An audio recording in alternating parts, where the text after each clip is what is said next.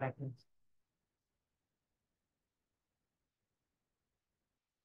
afternoon, students. Welcome you all to this session. ಇವತ್ತು ನಾನು physical ಕೆಮಿಸ್ಟ್ರಿಯ ಒಂದು ಟಾಪಿಕ್ ಅನ್ನ ಕಲಿಸ್ಲಿಕ್ಕಿದ್ದೇನೆ. Myself Ganesh, lecturer in chemistry from Siddaganga PU college. So ಇವತ್ತಿನ ಟಾಪಿಕ್ ಈಗಲೇ ಹೇಳಿದಂತೆ ಇಲೆಕ್ಟ್ರೋ ಕೆಮಿಸ್ಟ್ರಿ.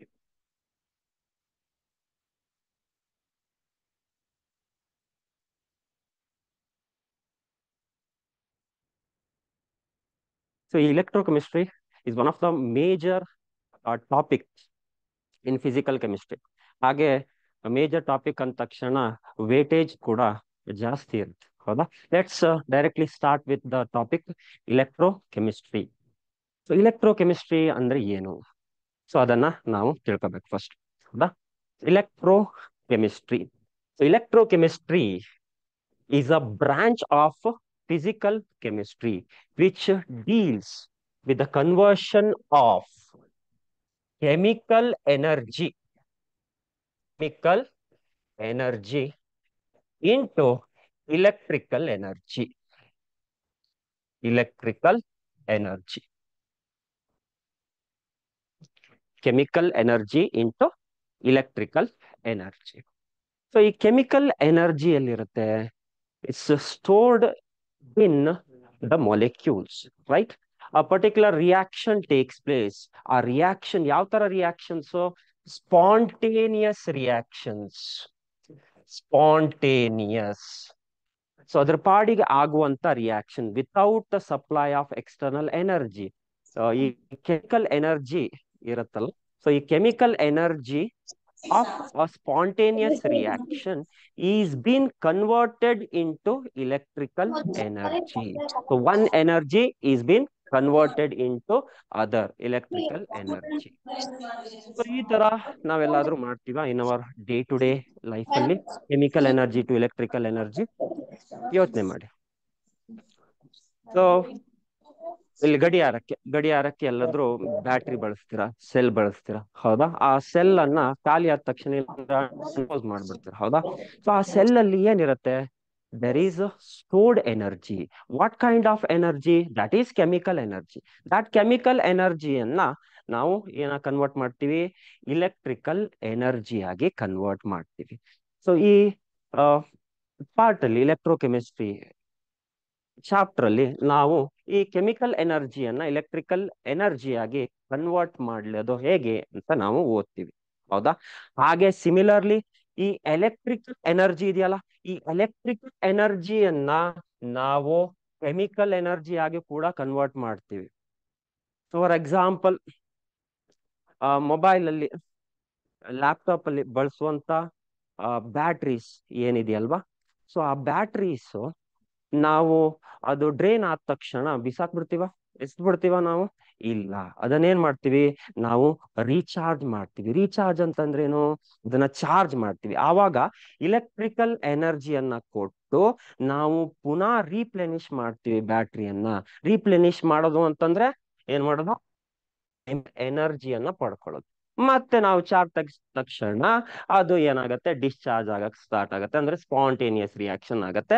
ಸೊ ಇಲ್ಲಿ ಇಲೆಕ್ಟ್ರಿಕಲ್ ಎನರ್ಜಿಯನ್ನ ಯೂಸ್ ಮಾಡಿಕೊಂಡು ಈ ರಿಯಾಕ್ಷನ್ ಇದೆಯಲ್ಲ, which is non spontaneous.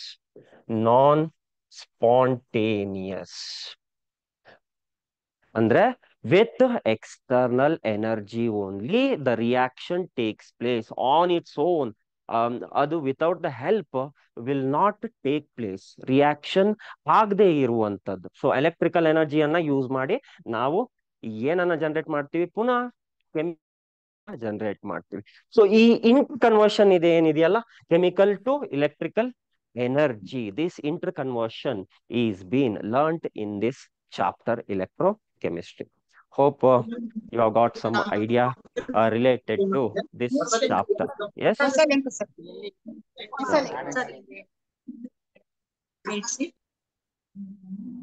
So let's start with the topic here. So in this, first you are learning types. Okay, there are two types of cells. ಒಂದು electrochemical cell.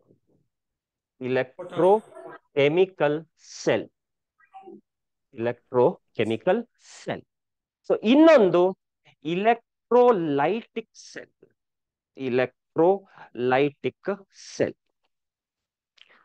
ಇಲೆಕ್ಟ್ರೋಕೆಮಿಕಲ್ cell ಅಂತಂದ್ರೆ chemical energy is been converted to electrical energy.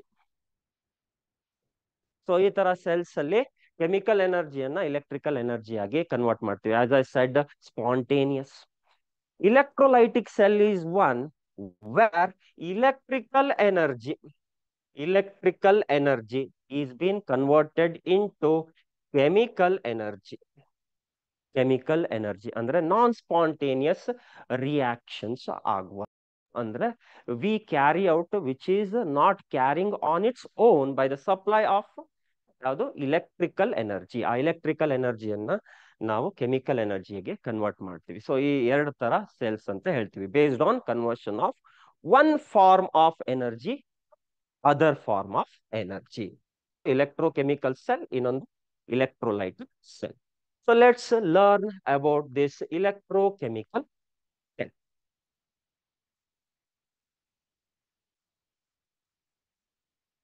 Electrochemical cell. Electrochemical cell. Electrochemical cell ಅನ್ನ ಎರಡು ಹೆಸರಿಂದ ಕೂಡ ಕರಿತೀವಿ. ಏನದು? ಒಂದು ಗ್ಯಾಲ್ವಾನಿಕ್ cell ಅಥವಾ ವೋಲ್ಟಾಯಿಕ್ ಸೆಲ್. ಇಲೆಕ್ಟ್ರೋಕೆಮಿಕಲ್ ಸೆಲ್ಗೆ ಇರುವಂತ ಹೆಸರು ಏನು? ಗ್ಯಾಲ್ವಾನಿಕ್ ಸೆಲ್ ಅಥವಾ ವೋಲ್ಟಾಯಿಕ್ ಸೆಲ್. ಅದಕ್ಕೆ ಇರುವಂತ ಎಕ್ಸಾಂಪಲ್ ಯಾವುದು ಅಂತಂದ್ರೆ Daniel cell. Daniel cell. Daniel cell. Daniel cell ಅಲ್ಲಿ ಏನಾಗತ್ತೆ? chemical energy of a redox reaction is being converted into electric energy. What is a redox reaction? The reaction in which both reduction ಮತ್ತು oxidation ಆಗುವಂಥದ್ದು. So ಆ ತರ redox reaction, spontaneous redox reaction ನಾವು ನೋಡುವಂಥದ್ದು. Conversion into what type of energy? Electrical energy from chemical energy. Let's directly start with the Daniell cell. Daniell cell.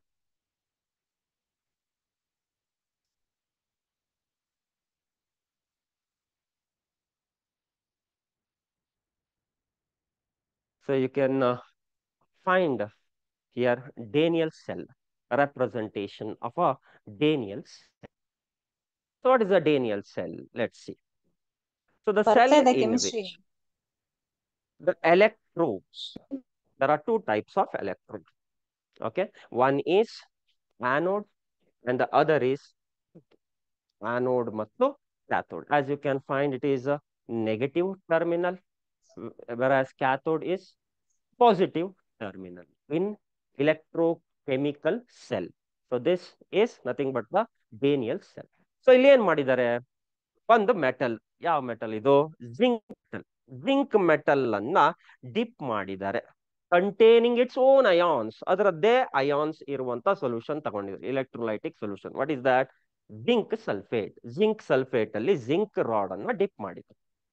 ಹಾಗೆ ಇನ್ನೊಂದು beaker ಅಲ್ಲಿ we can find copper electrode. Copper ಒಂದು metal ಅನ್ನ containing electrolyte containing its own ions. ಯಾವ್ದದು? Copper ion. Copper sulphate solution ಅಲ್ಲಿ ಏನ್ ಮಾಡಿದ್ದಾರೆ? Dip ಮಾಡಿದ್ದಾರೆ. So you can find two electrodes. Zinc is dipped in zinc sulfate solution and copper is dipped in copper sulfate solution. And these two electrodes, ಈ ಎರಡು electrode ಇದೆಯಲ್ಲ, ಒಂದು zinc ಮತ್ತು copper ಅನ್ನ ವೈರ್ ಥ್ರೂ ಕನೆಕ್ಟ್ ಮಾಡಿದ್ದಾರೆ. ಅಂದ್ರೆ copper wire ಅನ್ನ use ಮಾಡಿರ್ಬೋದು. ಓಕೆ, ಕಾಪರ್ ವೈರ್ ಅನ್ನ ನಾವು ಯೂಸ್ ಮಾಡಬಹುದು ಇನ್ ದಿಸ್ ಕೇಸ್. ಹಾಗೆ ಇದು ವೋಲ್ಟ್ ಮೀಟರ್, ವೋಲ್ಟೇಜ್ ಅನ್ನ ಚೆಕ್ ಮಾಡಿ. ಈ ಸರ್ಕ್ಯೂಟ್ ಅನ್ನ ಕಂಪ್ಲೀಟ್ ಮಾಡ್ಲಿಕ್ಕೆ ಏನ್ ಮಾಡಿದ್ದಾರೆ? ಒಂದು ಸಾಲ್ಟ್ ಬ್ರಿಡ್ಜ್ ಅನ್ನ ಕನೆಕ್ಟ್ ಮಾಡಿದ್ವಿ. ಏನು ಯೂಸ್ ಸಾಲ್ಟ್ ಬ್ರಿಡ್ಜ್ ಇದು ಅಂತಂದ್ರೆ ಇಟ್ ಬ್ರಿಂಗ್ಸ್ ಏನೋ so this salt bridge brings about electrical neutrality ಕೊಡುತ್ತೆ. ಯಾವುದು ಸಾಲ್ಟ್ ಬ್ರಿಡ್ಜ್ ಯಾವ್ದ್ರಿಂದ ಮೇಡಪ್ ಆಗಿದೆ, KCl ತಗೋಬಹುದು, ಅಥವಾ ಬೆಸ್ಟ್ ಅಂತಂದ್ರೆ KNO3 ಅನ್ನ ಯೂಸ್ ಮಾಡಬಹುದು. ಸೊ ಇಂಟರ್ನಲ್ ನ್ಯೂಟ್ರಾಲಿಟಿಯನ್ನ ನಾವು ಎಸ್ಟಾಬ್ಲಿಷ್ ಮಾಡಬೇಕು ಅಂತಂದ್ರೆ we can use nothing but the salt bridge. So ಇಷ್ಟಾದ್ಮೇಲೆ ಏನಾಗತ್ತೆ, zinc undergoes oxidation. So zinc undergoes oxidation ಅಂತಂದ್ರೆ ಏನಾಗತ್ತೆ, let's see by seeing the reactions that take place. Okay, there are two types of half reactions that is taking place in a Daniell cell. One is anodic part and the other is cathodic. Anode ಅಲ್ಲಿ ನಾವು use ಮಾಡಿದ್ದು ಯಾವುದು, zinc ಅನ್ನ use ಮಾಡಿದ್ವಿ, zinc rod ಅನ್ನ use ಮಾಡಿದ್ವಿ. Zinc undergoes oxidation by the release of how many electrons? 2 electrons. ಎರಡು electrons ಅನ್ನು ಬಿಟ್ಕೊಡುತ್ತೆ. ಸೊ ಎರಡು ಎಲೆಕ್ಟ್ರಾನ್ಸ್ ಎಲ್ಲಿಂದ ಪಾಸ್ ಆಗತ್ತೆ, ನಾವು ವೈರ್ ಅನ್ನ ಕನೆಕ್ಟ್ ಮಾಡಿದ್ವಲ್ವಾ, ವೈರ್ ಇಂದ ಇಲೆಕ್ಟ್ರಾನ್ಸ್ ಪಾಸ್ ಆಗತ್ತೆ. So zinc is been oxidised to Zn+2. So anode ಅಂತಂದ್ರೆ ಏನಿಲ್ಲಿ, ಆನೋಡ್ ಅಲ್ಲಿ ಆಗುವಂತದ್ದು ಆಕ್ಸಿಡೇಷನ್ ಕ್ಯಾರಿ ಔಟ್ ಆಗುತ್ತೆ. ಸಿಮಿಲರ್ಲಿ ಕ್ಯಾಥೋಡ್ ಅಲ್ಲಿ ಯೂಸ್ ಮಾಡಿರುವಂತದ್ದು ಯಾವುದು, ಕಾಪರ್ ಎಲೆಕ್ಟ್ರೋಡ್. ಸೊ ಕಾಪರ್ ಏನಾಗುತ್ತೆ, ಕ್ಯಾಥೋಡ್ ಅಲ್ಲಿ ರಿಡಕ್ಷನ್ ಆಗುತ್ತೆ. +2 ion present in the medium ಅಂದ್ರೆ electrolytic medium gains nothing but 2 electrons and gets reduced to copper. So this is nothing but reduction. So ಎರಡು half cells ಅನ್ನ ಬರ್ದಿದ್ದೀನಿ ನಾನು. So ಒಂದ್ರಲ್ಲಿ ಏನಾಗ್ತಾ ಇದೆ, ಆಕ್ಸಿಡೇಷನ್ ಆಗ್ತಾ ಇದೆ, and the other you can find reduction. So reduction ಅಂತಂದ್ರೆ oxidation state ಕಡಿಮೆ ಆಗುವಂಥದ್ದು. ಇಲ್ಲಿ +2 ಇತ್ತು, ಇಲ್ಲಿ ಏನಾಗಿದೆ 0. ಸೊ ಇಲ್ಲಿ ಆಕ್ಸಿಡೇಷನ್ ಸ್ಟೇಟ್ 0 ಇತ್ತು, ಆಕ್ಸಿಡೇಷನ್ ಸ್ಟೇಟ್ ಆಗಿದೆ +2 by the release of 2 electron. Increasing in the oxidation number is oxidation. Okay, ಇಲ್ಲಿ ಆಕ್ಸಿಡೇಷನ್ ನಂಬರ್ ಏನಾಯ್ತು, 0 ಇದ್ದಿದ್ದು +2 ಆಯ್ತು. ಸೊ ಅದಕ್ಕೆ increase in oxidation number, that is nothing but oxidation. Whereas in this case, in cathode ಅಲ್ಲಿ ಏನಾಗಿದೆ, copper +2 oxidation ಇದ್ದಿದ್ದು 0 oxidation ಬಂದಿದೆ, ಅಂದ್ರೆ ರಿಡಕ್ಷನ್ ಆಗಿದೆ. ಸೊ ಎರಡು ಹಾಫ್ ಸೆಲ್ ರಿಯಾಕ್ಷನ್ಸ್ ಅನ್ನ ಬರೆದಿದೆ. That is happening in nothing but Daniel cell. So ಇಲ್ಲಿ ಜಿಂಕ್ ಯಾಕೆ ಆಕ್ಸಿಡೇಷನ್ ಆಗತ್ತೆ, ಕಾಪರ್ ಯಾಕೆ ರಿಡಕ್ಷನ್ ಆಗತ್ತೆ ಅನ್ನೋದು ಡೌಟ್ ಬಂದಿರಬೇಕು, ಹೌದಾ? ಜಿಂಕ್ ಯಾಕೆ ಈ ತರ ಕನೆಕ್ಟ್ ಮಾಡಿದ ತಕ್ಷಣ ಜಿಂಕ್ ಯಾಕೆ ರೆಡ್ಯೂಸ್ ಆಗಬಾರ್ದು when it is connected to copper, correct? But here in this case ನಾವು ಏನ್ ತಿಳ್ಕೋಬೇಕು ಅಂತಂದ್ರೆ, zinc undergoing reduction is comparatively less than that of copper. Let's see using the electrochemical series ನಂತರ ಏನು ಅಂತ ನಾವು ನೋಡೋಣ. ಸೊ this half reactions ಅರ್ಥ ಆಯ್ತು ಅಂತ ಅನ್ಕೋತೀನಿ. that is happening in Daniell cell. ಇಲ್ಲಿ ಈಗ E of cell ಅಂದ್ರೆ electrode potential, that is the potential difference between the electrode and its ions. Okay, electrode potential difference between the electrode, ನಾವು ಯಾವ್ದು electrode ತಗೊಂಡಿದೀವಿ, ಜಿಂಕ್ ತಗೊಂಡಿದೀವಿ, then its ion ಯಾವುದು, Zn+2 ions. So ಅದರ ನಡುವೆ ಇರುವಂತ difference, potential difference ಅನ್ನ ಏನಂತ ಕರಿತೀವಿ, ಸೆಲ್ ಪೊಟೆನ್ಷಿಯಲ್ ಅಂತ ಕರಿತೀವಿ. So cell potential when no electricity is drawn is called EMF. EMF.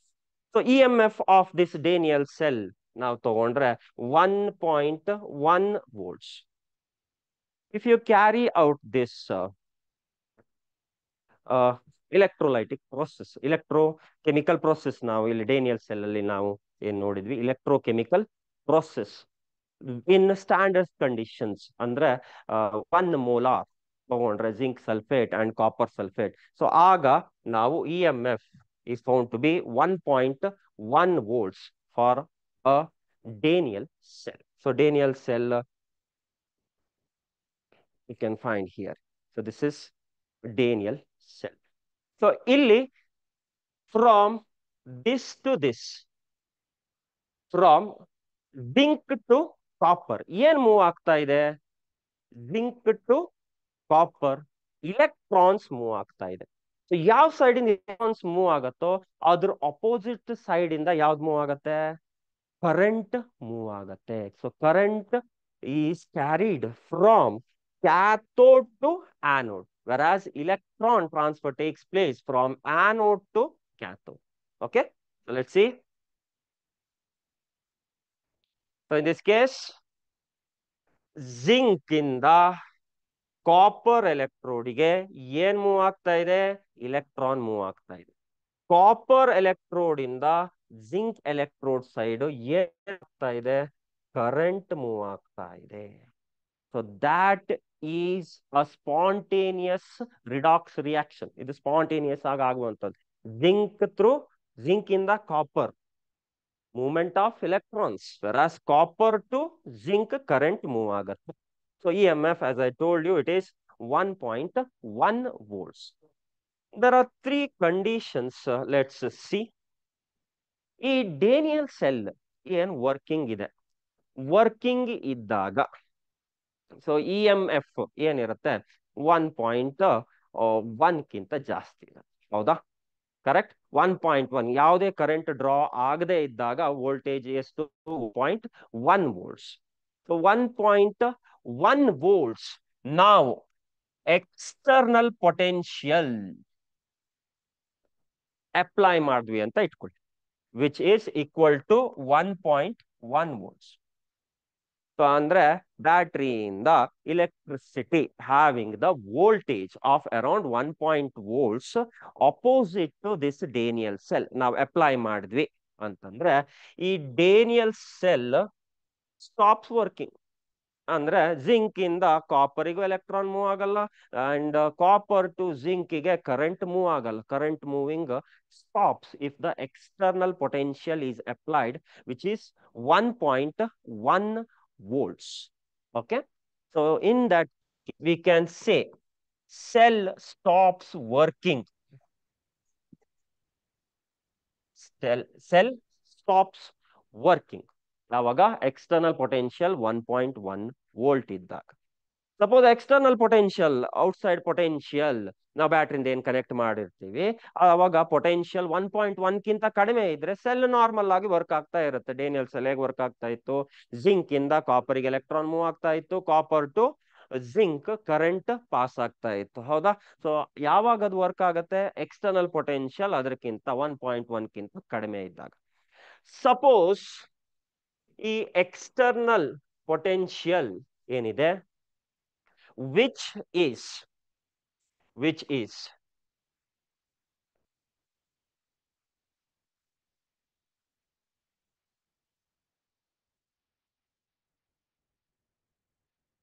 which is greater than 1.1 volts. ಈ ಎಕ್ಸ್ಟರ್ನಲ್ ಪೊಟೆನ್ಷಿಯಲ್ 1.1 volts ಕಿಂತ ಜಾಸ್ತಿ ಇದ್ದಾಗ ಏನಾಗ್ಬೋದು? ಈ ಸೆಲ್ ಇದೆಯಲ್ಲ ಡೇನಿಯಲ್ ಸೆಲ್ ಇದ್ದಿದ್ದು it converts into electrolytic cell. What is an electrolytic cell? Electrolytic cell is one where electrical energy is being utilized to convert to chemical energy. Okay, ಯಾವ್ದು reaction ಆಗ್ತಾ ಇರಲ್ವೋ continuous ಆಗಿ ಆಗ್ತಾ ಇರಲ್ವೋ ಆ reaction ನಾವು carry out ಮಾಡ್ತೀವಿ. As I shed, zinc ಕಡೆಗೆ ಏನಾಗ್ತಾ ಇತ್ತು, ಆಕ್ಸಿಡೇಷನ್ ಆಗ್ತಾ ಇತ್ತು. ಓಕೆ, ಕಾಪರ್ ಸೈಡ್ ಏನಾಗ್ತಾ ಇತ್ತು, ರಿಡಕ್ಷನ್ ಆಗ್ತಾ ಇತ್ತು. ಅದನ್ನ ಉಲ್ಟಾ ಮಾಡುತ್ತೆ. When external potential 1.1 volts is applied, in that case ಏನಾಗತ್ತೆ ಅವಾಗ, zinc to copper current pass ಆಗುತ್ತೆ. ವೆರಾಸ್ ಕಾಪರ್ ಟು ಜಿಂಕ್ ಏನ್ ಪಾಸ್ ಆಗತ್ತೆ, ಇಲೆಕ್ಟ್ರಾನ್ಸ್ ಪಾಸ್ ಆಗತ್ತೆ. ಸೊ ಎಲ್ಲಿ ಆಗತ್ತೋ ಸೊ ಅದು ಏನು, ಆನೋಡ್. ಎಲ್ಲಿ ರಿಡಕ್ಷನ್ ಆಗತ್ತೋ that is cathode itself. So ಇಲ್ಲಿ ಏನಾಗ್ತಾ ಇದೆ ಹಾಗಾದ್ರೆ, copper is undergoing oxidation, zinc is undergoing reduction. ಗೊತ್ತಾಗ್ತಾ ಇದೆಯಾ?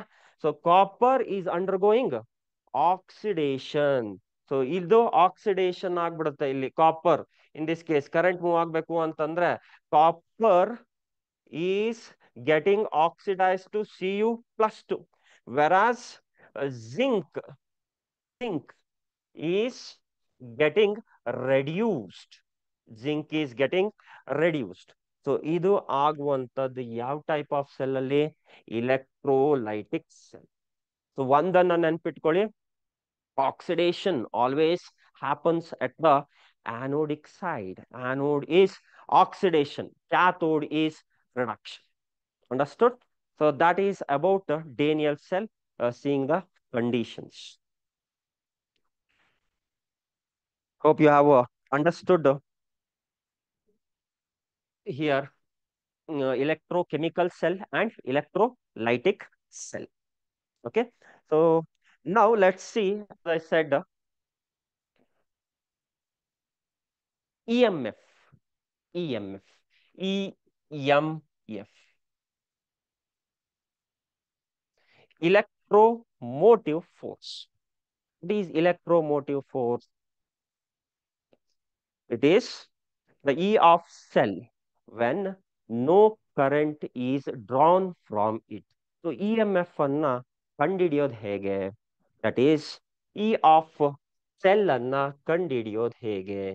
ಸೊ E of cell ಅನ್ನ ಕಂಡಿಡಿಬೇಕು ಅಂತಂದ್ರೆ we need to see standard electrode potential of right electrode minus standard electrode potential of left electrode.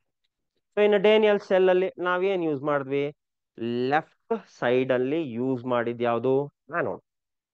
Right side ಅಲ್ಲಿ use ಮಾಡಿದ್ ಯಾವುದು, cathode.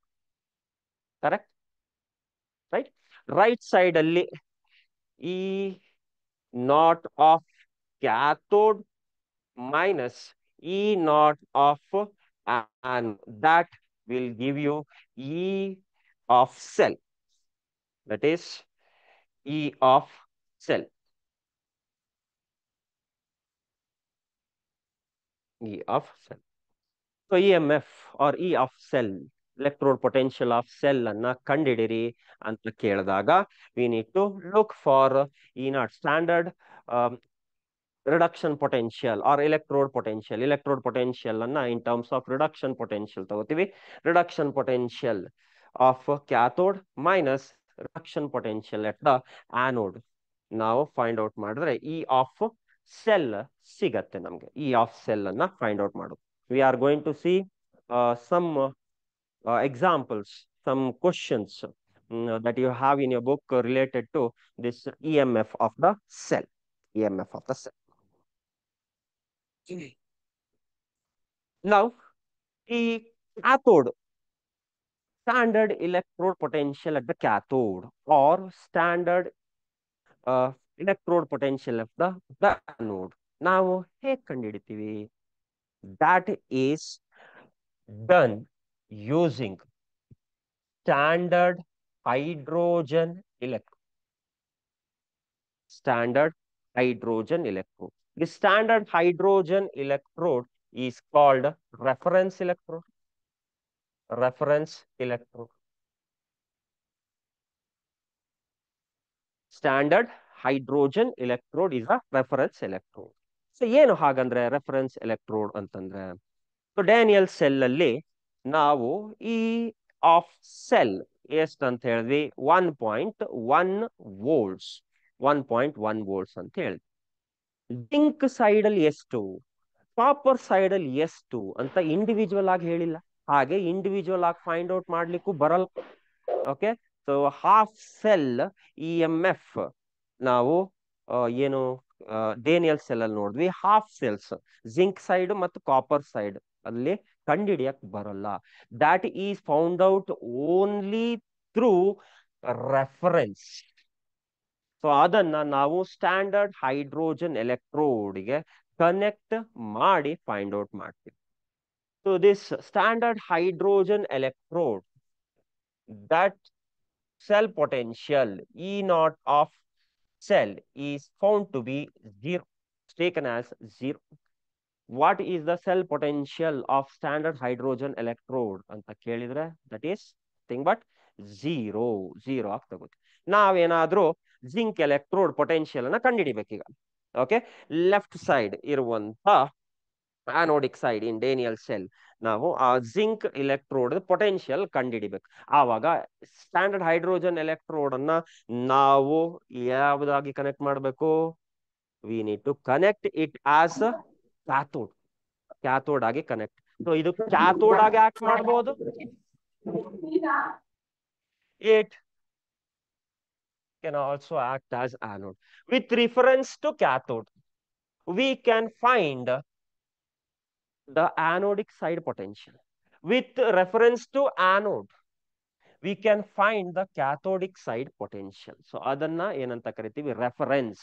So ಇದನ್ನ reference ಆಗಿಟ್ಕೊಂಡು ಎಷ್ಟು ಇದರದ value ತಗೋತೀವಿ ನಾವು, 0 ಅಂತ ತಗೋತೀವಿ. Suppose we are finding out cathodic side. Cathodic side, cathode ಅಂತಂದ್ರೆ ಯಾವುದು, ನಾವು ಡೇನಿಯಲ್ ಸೆಲ್ ಅಲ್ಲಿ ಕಾಪರ್ ಅನ್ನ ಯೂಸ್ ಮಾಡಿದ್ವಿ, ಹೌದಾ? Copper cathode side, copper electrode ಅನ್ನ ನಾವು ಕ್ಯಾಥೋಡ್ ಸೈಡ್ ಯೂಸ್ ಮಾಡಿದ್ವಿ. ಸೊ ಈ ಕಾಪರ್ದು electrode potential ಎಷ್ಟು, standard electrode potential when concentration of copper sulfate is taken as 1 molar. Standard electrode potential at the cathodic side ಎಷ್ಟು ಅಂತ ನಾವು ಕಂಡುಹಿಡಿಬೇಕು. ಆವಾಗ ಆನೋಡ್ ಆಗಿ ನಾವು ಸ್ಟ್ಯಾಂಡರ್ಡ್ ಹೈಡ್ರೋಜನ್ ಎಲೆಕ್ಟ್ರೋಡ್ ಅನ್ನು ಕನೆಕ್ಟ್ ಮಾಡ್ತೀವಿ. Standard hydrogen electrode SHE, it is made up of platinum electrode. Okay, so ಅಲ್ಲಿ ಏನ್ ಮಾಡಿರ್ತೀವಿ, it is dipped in 1 molar H plus ion concentration. ಹಾಗೆ ಹೈಡ್ರೋಜನ್ ಗ್ಯಾಸ್ ಅನ್ನ ಬಬಲ್ ಮಾಡ್ಬಿಡ್ತೀವಿ at 1 bar pressure. Okay, so that is nothing but the standard hydrogen electrode which is considered as a reference electrode. So ಇದು cathode ಅನ್ನ ಕಂಡುಹಿಡಿಬೇಕು ಅಂತಂದ್ರೆ SHE standard hydrogen electrode ಏನಾಗಿ act ಮಾಡುತ್ತೆ, anode ಆಗಿ act ಮಾಡುತ್ತೆ. ಸೊ ಇದ್ರದ್ದು ಸೆಲ್ ರೆಪ್ರೆಸೆಂಟೇಷನ್ ಬರಿಬೇಕು ಅಂತಂದ್ರೆ ಪ್ಲಾಟಿನಮ್ ಎಲೆಕ್ಟ್ರೋಡ್ ಅನ್ನ ನಾವು ಯೂಸ್ ಮಾಡಿರ್ತೀವಿ, ಹೌದಾ? So platinum is an inert electrode. Platinum electrode is separated from hydrogen gas which is present at 1 bar pressure, separated from H plus ion concentration, generally 1 molar. 1 molar. 1 molar. Now, it is connected. It is connected to which side? Anodic side. Anodic side ಯಾವುದು? This is anodic side. Cathodic side, cathode ಅನ್ನು ಕಂಡುಹಿಡ್ತಿದ್ವಿ. Cathode ಅಲ್ಲಿ ಯಾವ್ದಿದೆ? Cathode ಅಲ್ಲಿ copper electrode ಇದೆ. Copper electrode is dipped in copper plus 2 ion, generally 1 molar, which is separated from copper rod or copper electrode solid. So this is nothing but the cell representation. So cell representation. Cell representation. So ಈ cell representation ಯಾವಾಗ? when we are finding out the potential at cathode connecting reference electrode, which is SHE. Similarly, ನಾವು anode stand electrode potential ನ ಕಂಡುಹಿಡಿಬೇಕು. ಆವಾಗ cell representation ಏನಾಗುತ್ತೆ? Platinum solid separated from hydrogen gas, which is 1 bar pressure taken in this condition, which is separated from H plus ions in aqueous medium. Concentration is 1 molar, separated from Zn plus 2 in aqueous medium, 1 molar, separated from zinc solid.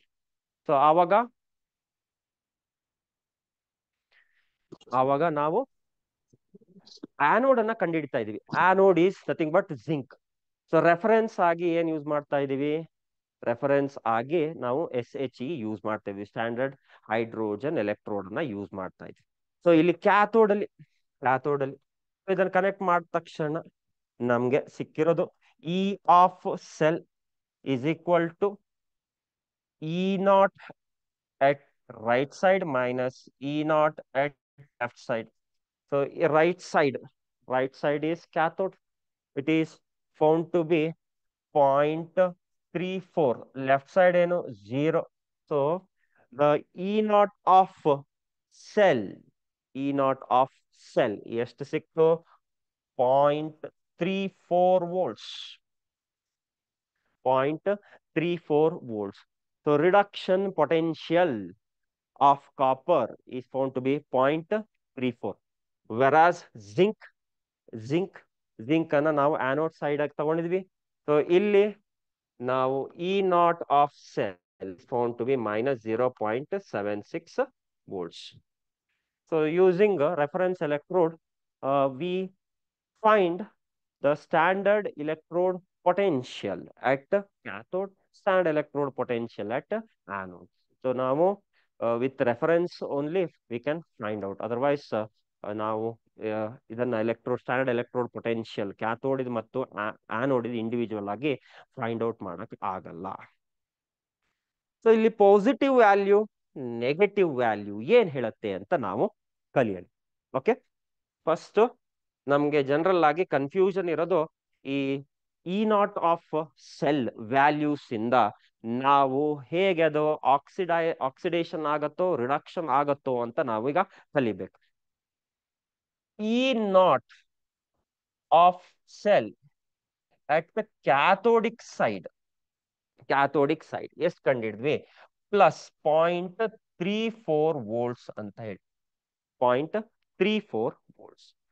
E naught at anodic side ಎಷ್ಟು ಸಿಕ್ತು?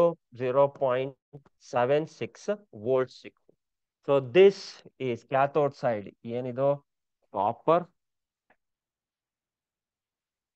Anode side zinc. Copper ಇದು ಮತ್ತೆ zinc ಇದು ನಾವು standard electrode potential value ಅನ್ನ ಹೇಳ್ತಾ ಇದೀವಿ. So ಯಾವ ವ್ಯಾಲ್ಯೂ ಏನು ಟುವರ್ಡ್ಸ್ ಪಾಸಿಟಿವ್ ವ್ಯಾಲ್ಯೂ ಇರುತ್ತೋ ಅಂದ್ರೆ ಇವೆರಡು ಕಂಪೇರ್ ಮಾಡ್ಬೇಕು ನಾವು, ಕ್ಯಾಥೋಡ್ ಮತ್ತು ಆನೋಡಿಕ್ ವ್ಯಾಲ್ಯೂಸ್ ಅನ್ನ, ಸ್ಟ್ಯಾಂಡರ್ಡ್ ಎಲೆಕ್ಟ್ರೋಡ್ ಪೊಟೆನ್ಷಿಯಲ್ ವ್ಯಾಲ್ಯೂಸ್ ಅನ್ನ ನಾವು ಕಂಪೇರ್ ಮಾಡಿದಾಗ generally standard electrode potential value ಅಂದ್ರೆ ರಿಡಕ್ಷನ್ ಪೊಟೆನ್ಷಿಯಲ್ ವ್ಯಾಲ್ಯೂ ಅನ್ನ ತಗೋತೀವಿ. ರಿಡಕ್ಷನ್ ಪೊಟೆನ್ಷಿಯಲ್ ವ್ಯಾಲ್ಯೂ ಅನ್ನ ತಗೋ ಅಂದ್ರೆ ಟೆಂಡೆನ್ಸಿ ಟು ಗೆಟ್ ರೆಡ್ಯೂಸ್ಡ್, ಈಸಿನಾ ಅಥವಾ ಡಿಫಿಕಲ್ಟಾ ಅಂತ ಹೇಳುವಂಥದ್ದು. ಇಲ್ಲಿ ಪ್ಲಸ್ ವ್ಯಾಲ್ಯೂ, ಯಾವುದು ವ್ಯಾಲ್ಯೂ ಜಾಸ್ತಿ ಇರುತ್ತೆ ಕಂಪ್ಯಾರಿಟಿವ್ಲಿ ಈ ಎರಡು ವ್ಯಾಲ್ಯೂ ಅಲ್ಲಿ, ಅದು ಈಸಿಲಿ ಏನಾಗತ್ತೆ ಅಂತ ಹೇಳಿ ರೆಡ್ಯೂಸ್ ಆಗತ್ತೆ ಅಂತ ಹೇಳಿ ರಿಡಕ್ಷನ್. ಯಾವ ವ್ಯಾಲ್ಯೂ ಕಡಿಮೆ ಇರುತ್ತೋ ಕಂಪ್ಯಾರಿಟಿವ್ಲಿ ಈ ಎರಡು ವ್ಯಾಲ್ಯೂ ಅಲ್ಲಿ, ಸೊ ಆ ವ್ಯಾಲ್ಯೂ ಏನು? That is undergoing oxidation ಅಂತ ಹೇಳಿ. Reduction potential value is less, reduction potential value is more. So ಈಗ ನಾವು ಹೇಳುವಂಥದ್ದು ಸುಲಭ. ನೀವು ಯಾವುದೇ ವ್ಯಾಲ್ಯೂ ಅನ್ನ ಕೊಡ್ಲಿ, ಕಂಪ್ಯಾರಿಸನ್ ವ್ಯಾಲ್ಯೂ ಕೊಟ್ರೆ ಯಾವ್ದನ್ನ ಕ್ಯಾಥೋಡ್ ಆಗಿ ಯೂಸ್ ಮಾಡ್ಬೇಕು, ಯಾವ್ದನ್ನ ಆನೋಡ್ ಆಗಿ ಯೂಸ್ ಮಾಡ್ಬೇಕು ಅಂತ ಕ್ವಶನ್ ಬರುತ್ತೆ. ಸೊ ಆವಾಗ ಆ ಎರಡು ವ್ಯಾಲ್ಯೂ ಅಲ್ಲಿ ಯಾವ್ದು ಜಾಸ್ತಿ ಇರುತ್ತೋ that is getting reduced, tendency to get reduced is more. ಯಾವ್ದು ವ್ಯಾಲ್ಯೂ ಏನಿರುತ್ತೆ, ನೆಗೆಟಿವ್. ನೆಗೆಟಿವ್ ಅಂದ್ರೆ ಕಡಿಮೆ ಇರುತ್ತೋ ಕಂಪ್ಯಾರಿಟಿವ್ಲಿ ಎರಡು ವ್ಯಾಲ್ಯೂ ಅಲ್ಲಿ. We are seeing the comparison. So question ತಗೊಂಡಾಗ ನಾವು ನೋಡೋಣ, ಇಲ್ಲಿ ಕಡಿಮೆ ಇದೆ ವ್ಯಾಲ್ಯೂ, ಆ tendency to get oxidised. Okay, so that is about electrode potential, finding out the electrode potential. Next, electrochemical series anna ನೋಡೋಣ. electrochemical series. electrochemical series. So electrochemical series ಅಂದ್ರೆ ಏನು? ಸೊ ಈ ತರ ಇವೆಲ್ಲ ಏನು, ವೇರಿಯಸ್ ಎಲೆಕ್ಟ್ರೋಡ್ಸ್, ಬೇರೆ ಬೇರೆ ಎಲೆಕ್ಟ್ರೋಡ್. ನಾವು ಹೇಗೆ in Daniell cell we have use zinc electrode, ನಾವೇನು ಯೂಸ್ ಮಾಡಿದೀವೋ ಅದೇ ರೀತಿ ಬೇರೆ ಬೇರೆ ಎಲೆಕ್ಟ್ರೋಡ್ ಇದೆ.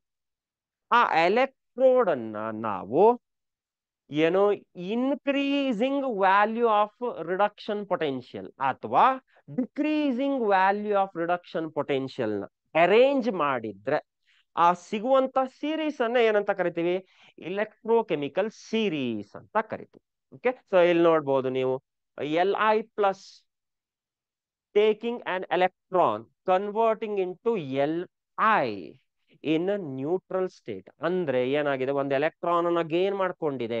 ಒಂದು ಎಲೆಕ್ಟ್ರಾನ್ ಅನ್ನ ಗೇನ್ ಮಾಡ್ಕೊಂಡ್ರೆ ಪ್ಲಸ್ ಸ್ಟೇಟ್ ಅಲ್ಲಿ ಇದ್ದಿದ್ದು ಝೀರೋ, ರಿಡಕ್ಷನ್ ಪೊಟೆನ್ಷಿಯಲ್ ಎಷ್ಟು, 3.05. ಅಂದ್ರೆ ಈ ತರ Li+ gaining an electron is unlikely ಅಂತ ಹೇಳಿ ಈ ವ್ಯಾಲ್ಯೂ ಏನ್ ಹೇಳುತ್ತೆ, -3.05, ಕಡಿಮೆ ಇದೆ ವ್ಯಾಲ್ಯೂ. ಅಂದ್ರೆ tendency to get reduced is less. So ಇಲ್ಲಿ ನೀವು ಬಂದಾಗ ಲಾಸ್ಟ್ ನೀವು ನೋಡಬಹುದು, F2 gains 2 electrons is getting converted into 2F-. F2 ಅಲ್ಲಿ 0 ಇತ್ತು ಆಕ್ಸಿಡೇಷನ್ ಸ್ಟೇಟ್, ಇಲ್ಲಿ -1 ಏನಾಗಿದೆ, ರಿಡಕ್ಷನ್ ಆಗಿದೆ. ರಿಡಕ್ಷನ್ ಆಗ್ಲಿಕ್ಕೆ ವ್ಯಾಲ್ಯೂ ಏನಿದೆ ಇಲ್ಲಿ, standard reduction potential. Tendency to get reduced is more. Value ಜಾಸ್ತಿ ಇದ್ದಷ್ಟು ಅದು ಏನಾಗತ್ತೆ ಅಂತ ಅರ್ಥ, ರಿಡಕ್ಷನ್ ಆಗತ್ತೆ ಅಂತ ಅರ್ಥ. ವ್ಯಾಲ್ಯೂ ನೆಗೆಟಿವ್ ಇದ್ದಷ್ಟು ಏನಂತ ಅರ್ಥ, ಇಟ್ ಅಂಡರ್ಗೋಸ್ ಆಕ್ಸಿಡೇಷನ್ ಅಂತ ಅರ್ಥ. ನಾವು ಈ ವ್ಯಾಲ್ಯೂ ಅನ್ನ ಉಲ್ಟಾ ಮಾಡಿದ್ರೆ, ಸೊ ಅಂದ್ರೆ Li losing an electron to form Li+, so that is standard oxidized potential. ಅಂದ್ರೆ potential value when a species is getting oxidized. So ಇದನ್ನ ವ್ಯಾಲ್ಯೂ ಅನ್ನ ಉಲ್ಟಾ ಮಾಡಿದ್ರೆ ಈ ಸೈನ್ ಕೂಡ ಏನಾಗುತ್ತೆ, ಉಲ್ಟಾ ಆಗತ್ತೆ. ಆವಾಗ ಸ್ಟ್ಯಾಂಡರ್ಡ್ ರಿಡಕ್ಷನ್ ಪೊಟೆನ್ಷಿಯಲ್ ಅನ್ನಲ್ಲ, ಅದಕ್ಕೆ ಸ್ಟ್ಯಾಂಡರ್ಡ್ ಆಕ್ಸಿಡೈಸಿಂಗ್ ಪೊಟೆನ್ಷಿಯಲ್ ಅಂತ ಹೇಳ್ತೀವಿ. ಸೊ ಇಲ್ಲಿ ನೋಡ್ಬೋದು ಮಧ್ಯದಲ್ಲಿ hydrogen, H+ ions gaining 2 electrons to form hydrogen gas. ಅಂದ್ರೆ ಇಲ್ಲಿ +1 ಇತ್ತು ಆಕ್ಸಿಡೇಷನ್ ಸ್ಟೇಟ್, ಇಲ್ಲಿ ಏನಾಗಿದೆ 0 oxidation state. +1 to 0, that is reduction value as 0. So ಇಲ್ಲಿ standard reduction potential value 0. So ಇದಕ್ಕಿಂತ ಕೆಳಗಡೆ ಏನಿರುತ್ತಲ್ವಾ, these species do not reduce H+ to H2, or they do not liberate hydrogen from dilute acids. Dilute acid ಜೊತೆಗೆ treat ಮಾಡಿದಾಗ ಈ ಮೆಟಲ್ಗೆ ಅವು ಏನ್ ಕೊಡಲ್ಲ, ಹೈಡ್ರೋಜನ್ ಗ್ಯಾಸ್ ಅನ್ನ ಲಿಬರೇಟ್ ಮಾಡಲ್ಲ. ದಟ್ ಮೀನ್ಸ್ ಇದ್ರ ಕೆಳಗಡೆ ಇರುವಂತ ವ್ಯಾಲ್ಯೂಸ್ ಏನು, ಮೋರ್ ಪಾಸಿಟಿವ್. ತಮ್ಮನ್ನೇ ಅವು ಏನ್ ಮಾಡ್ಕೊಳತ್ತೆ, ಅವು ರೆಡ್ಯೂಸ್ ಮಾಡ್ಕೊಳತ್ತೆ. ಬೇರೆಯವರನ್ನ ಬೇಕಾದ್ರೆ ಆಕ್ಸಿಡೈಸ್ ಮಾಡತ್ತೆ. ಹೈಡ್ರೋಜನ್ ಕೊಟ್ರೆ ಹೈಡ್ರೋಜನ್ H+ ಆಕ್ಸಿಡೈಸ್ ಮಾಡುತ್ತೆ, ಬಟ್ ರಿಡಕ್ಷನ್ ಮಾಡಲ್ಲ. The species are electrodes which are present above it can displace hydrogen from dilute acids. So ಇವೆಲ್ಲ ಏನ್ ಮಾಡುತ್ತೆ, ಡೈಲ್ಯೂಟ್ ಆಸಿಡ್ ಅನ್ನ ಟ್ರೀಟ್ ಮಾಡಿದ್ರೆ ಅವು H+ ಇದನ್ನ H2 ಹೈಡ್ರೋಜನ್ ಗ್ಯಾಸ್ ಬರುತ್ತೆ. ಆದ್ರೆ ನಾವು ಜನರಲಿ ಕಾಪರ್ ತಗೊಂಡ್ರೆ ಕಾಪರ್ ವ್ಯಾಲ್ಯೂ ಎಷ್ಟಿತ್ತು, 0.34 ಇತ್ತು. ಕಾಪರ್ ಜೊತೆಗೆ ಡೈಲ್ಯೂಟ್ ಆಸಿಡ್ ಅನ್ನ ಟ್ರೀಟ್ ಮಾಡಿದಾಗ ಅದು ಹೈಡ್ರೋಜನ್ ಗ್ಯಾಸ್ ಅನ್ನ ಲಿಬರೇಟ್ ಮಾಡಲ್ಲ. ಯಾಕೆ? ದಟ್ಸ್ ರಿಡಕ್ಷನ್ ಪೊಟೆನ್ಷಿಯಲ್ ಏನಿದೆ, reduction potential is plus. That means ಅದು ಏನಾಗಕ್ ಬಯಸುತ್ತೆ, ಅದು ರೆಡ್ಯೂಸ್ ಆಗಕ್ ಬಯಸುತ್ತೆ, ಆಕ್ಸಿಡೈಸ್ ಆಗಕ್ ಬಯಸಲ್ಲ. So tendency to get reduced is more with the increased positive value. Hope ನಿಮ್ಗೆ ಅರ್ಥ ಆಗಿದೆ ಅಂತ ಅನ್ಕೋತೀನಿ. ದಿಸ್ ಈಸ್ ಇಲೆಕ್ಟ್ರೋಕೆಮಿಕಲ್ ಸೀರೀಸ್, ಇಲ್ಲೆಲ್ಲ ವ್ಯಾಲ್ಯೂ ನೋಡ್ಬೋದು. Increasing order of reduction potential, increase minus ಇಂದ ಪ್ಲಸ್ ತನಕ ಬಂದಿದೆ ಇಲ್ಲಿ. ಸೊ ಜಾಸ್ತಿ ಇದ್ದಷ್ಟು ವ್ಯಾಲ್ಯೂ ಈಸಿಲಿ ಅವು ಏನಾಗತ್ತೆ ಅಂತ ಅರ್ಥ, ರೆಡ್ಯೂಸ್ ಆಗತ್ತೆ ಅಂತ ಅರ್ಥ. ಓಕೆ, ಸೊ ಅಂದ್ರೆ 0 ಇದ್ದಿದ್ದು ಮೈನಸ್ ಆಯ್ತು ಅಂದ್ರೆ ಕಡಿಮೆ ಆಗುವಂತ ಆಕ್ಸಿಡೇಷನ್ ಸ್ಟೇಟ್ ಕಡಿಮೆ ಆಗ್ಲಿಕ್ಕೆ ಸುಲಭ, ಇವಕ್ಕೆ ಡಿಫಿಕಲ್ಟ್ ಅಂತ ಅರ್ಥ. Hope you have got clear idea regarding the values. Okay, electrochemical series ಅಲ್ಲಿ ನಾವು ವ್ಯಾಲ್ಯೂಸ್ ಅನ್ನ ನೋಡಿದ್ವಿ. Let's move on to Nernst equation. Nernst equation ಅನ್ನು ಮುಗಿಸಿ will be solving few questions.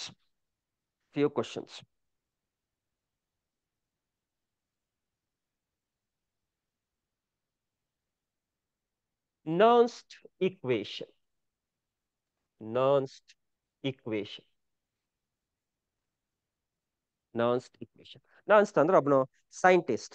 So ಏನನ್ನ ಕಂಡಿಡ್ದ?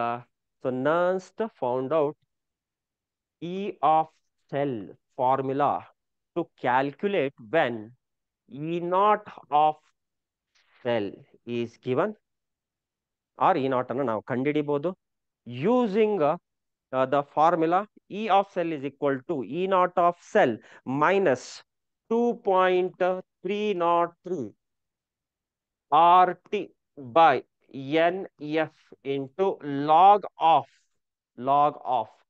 product concentration by reactant concentration.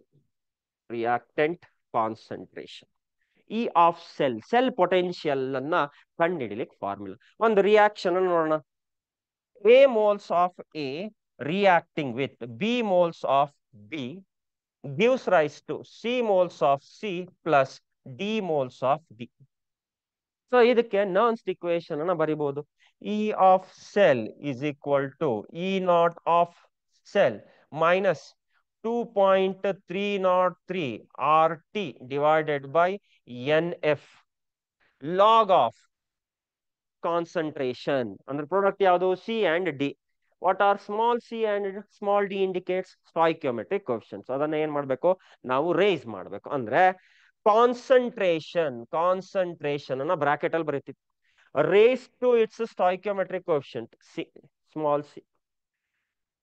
Then log of product concentration C raised to C into concentration of D raised to D divided by reactant ಯಾವುದು? A, capital A and B stoichiometric coefficient. ಅವನ್ನ ಏನ್ ಮಾಡ್ಬೇಕು? Race ಮಾಡ್ಬೇಕು. So ಇಲ್ಲಿ concentration ಅನ್ನ ಏನ್ ಬರೀತೀರಿ? Bracket ಅಲ್ಲಿ concentration of A raised to A into concentration of B raised to B. So ಇನ್ನೊಂದು ಇಕ್ವೇಶನ್ ಇಂದ ಸೆಲ್ ಪೊಟೆನ್ಷಿಯಲ್ ಅನ್ನ ಫೈಂಡ್ ಔಟ್ ಮಾಡ್ತೀವಿ.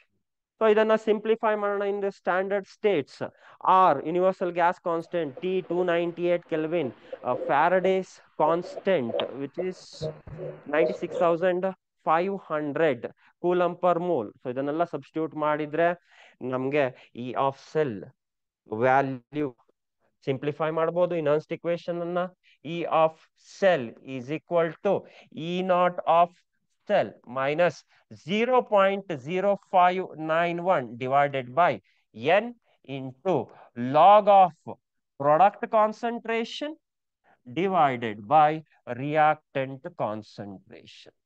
Product concentration divided by reactant concentration. So ಈ ಫಾರ್ಮುಲಾನ ಯೂಸ್ ಮಾಡಿ E of cell ಅನ್ನ ಕಂಡುಹಿಡಿಬಹುದು. E naught of cell ಕಂಡುಹಿಡಿಲಿಕ್ಕೆ ಆಗ್ಲೇ ನಾವು ಹೇಳಿದ್ವಿ. E naught of cell, E naught of right electrode, what of left electrode. Right electrode ಯಾವುದು? Cathode. Left electrode ಯಾವುದು? Anode. So ಅದರಿಂದ E not of cell ಅನ್ನ ಕಂಡುಹಿಡಿಬಹುದು. N, number of electrons transferred, gain or loss. So this is number of electrons. Product concentration divided by reactant concentration. Then equilibrium ಅಲ್ಲಿ ಇದ್ದಾಗ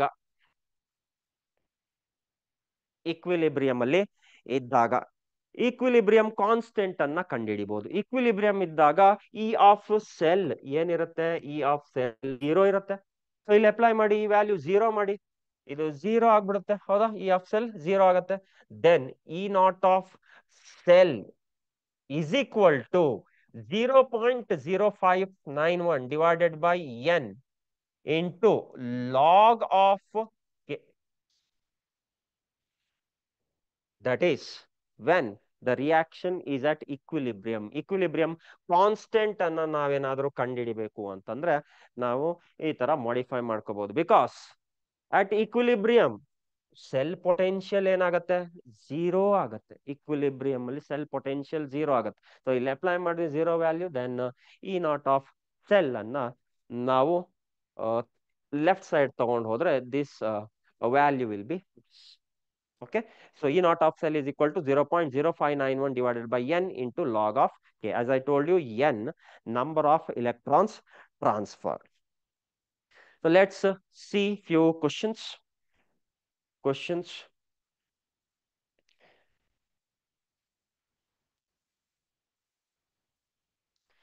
so ಯಾವುದು solve ಮಾಡ್ಲಿಕ್ಕೆ ಆಗತ್ತೆ ನೋಡೋಣ. ನಾವಿಷ್ಟು concept cover ಮಾಡಿದ್ರಲ್ಲಿ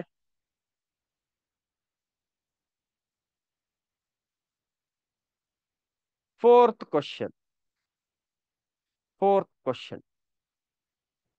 E M F of the cell ಅನ್ನ find out ಮಾಡುವಂತದ್ದು.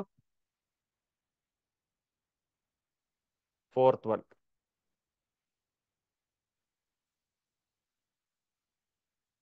Question.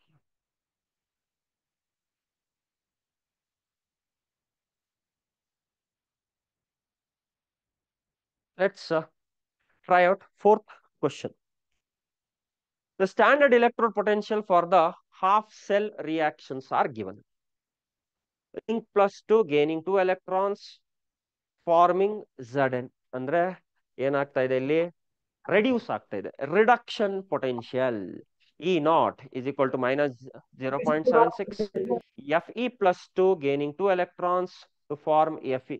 Reduction ಆಗ್ತಾ ಇದೆ. ಇ ನಾಟ್ ವ್ಯಾಲ್ಯೂ ಮೈನಸ್ 0.44 ಕೊಟ್ಟಿದ್ದಾರೆ. E M F of the cell ಅನ್ನ ಕಂಡುಹಿಡಿಬೇಕು. E M F of the cell ಕಂಡುಹಿಡಿಲಿಕ್ಕೆ ಏನ್ ಫಾರ್ಮುಲಾ ಯೂಸ್ ಮಾಡಬೇಕು?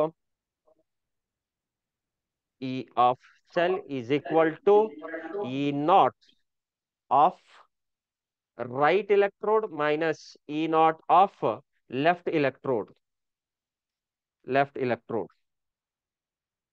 Okay. E naught of right electrode. Right electrode ಅನ್ನ ಯಾವ್ದಾಗಿ ಯೂಸ್ ಮಾಡ್ತೀವಿ? ರೈಟ್ ಸೈಡ್ ಎಲೆಕ್ಟ್ರೋಡ್ ಅಂದ್ರೆ ಕ್ಯಾಥೋಡ್. ಕ್ಯಾಥೋಡ್ ಅನ್ನ ಹೇಗೆ ಯೂಸ್ ಮಾಡ್ತೀವಿ? ಯಾವ್ದಾಗಿ ಯೂಸ್ ಮಾಡ್ತೀವಿ? ಜಿಂಕ್ ಆಗಿ ಯೂಸ್ ಮಾಡ್ತೀವ ಅಥವಾ ಐರನ್ ಆಗಿ ಯೂಸ್ ಮಾಡ್ತೀವ? ಯೋಚನೆ ಮಾಡಿ. ಈ ವ್ಯಾಲ್ಯೂ ನಾನು ಹೇಳಿದಾಗೆ ಕ್ಯಾಥೋಡ್ ಸೈಡ್ ಆಗ್ಬೇಕು ಅಂತಂದ್ರೆ ವ್ಯಾಲ್ಯೂ ಈ ಎರಡರಲ್ಲಿ ಜಾಸ್ತಿ ಇರುವಂತ ವ್ಯಾಲ್ಯೂ ಯಾವುದು? ಮೈನಸ್ 0.44. ಹೌದಾ? ಇಲ್ಲಿ ನೆಗೆಟಿವ್ ಸೈನ್ ಇದೆ. 0.76 ಮೈನಸ್ 0.76. ಈ ಎರಡು ವ್ಯಾಲ್ಯೂದಲ್ಲಿ ಯಾವ್ದು ಕಡಿಮೆ ಇದೆ? ಮೈನಸ್ 0.44. ಆ minus 0.44 acts as nothing but the cathode ಆಗಿ ಏನಾಗಿ ಯೂಸ್ ಮಾಡ್ತೀವಿ ನಾವು? Iron, which is 0 minus 0.44. Minus of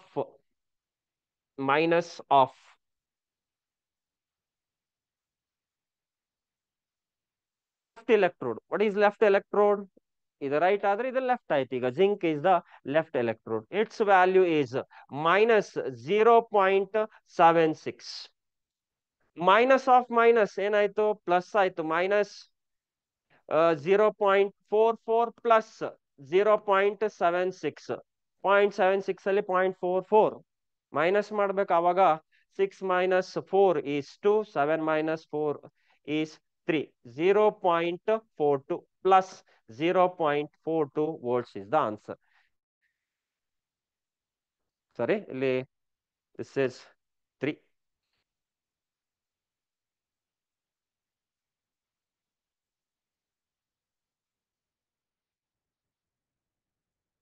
Minus 0.44 plus 0.76.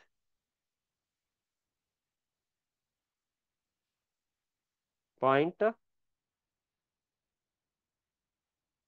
76, which is 2 0.32 volts. 0.32 volts is option number 3.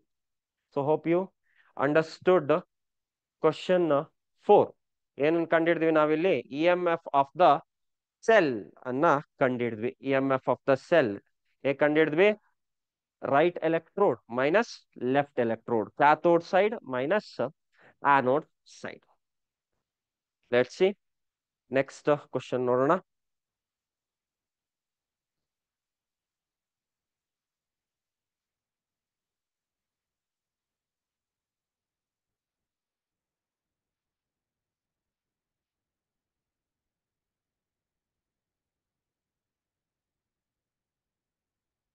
So ಇಲ್ಲಿ question number 8. Question number 8. Question number 8.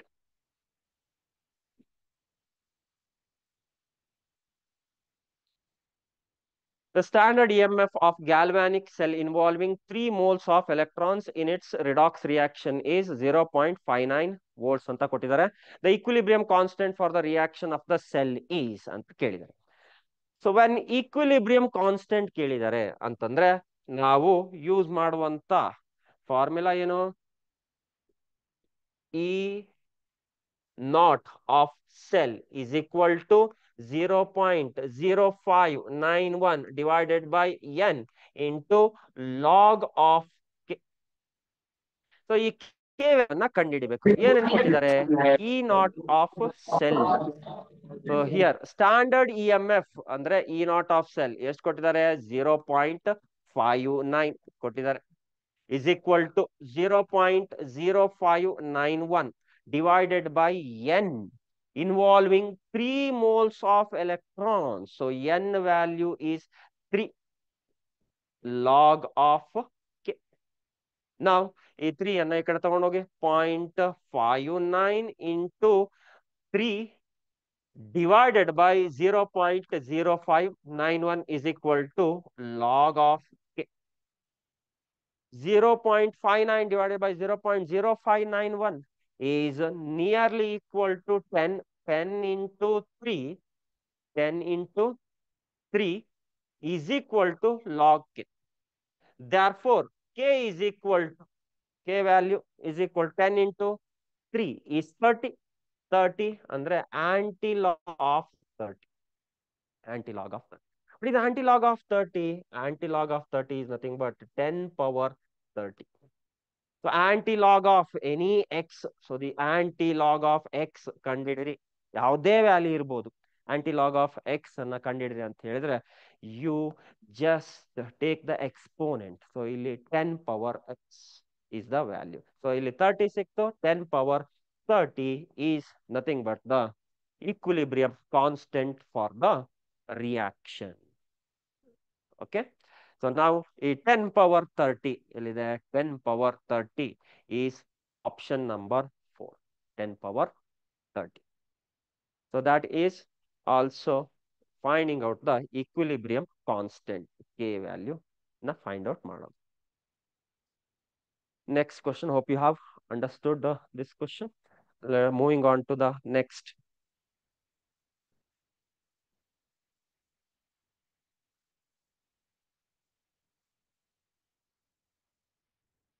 Question number 9.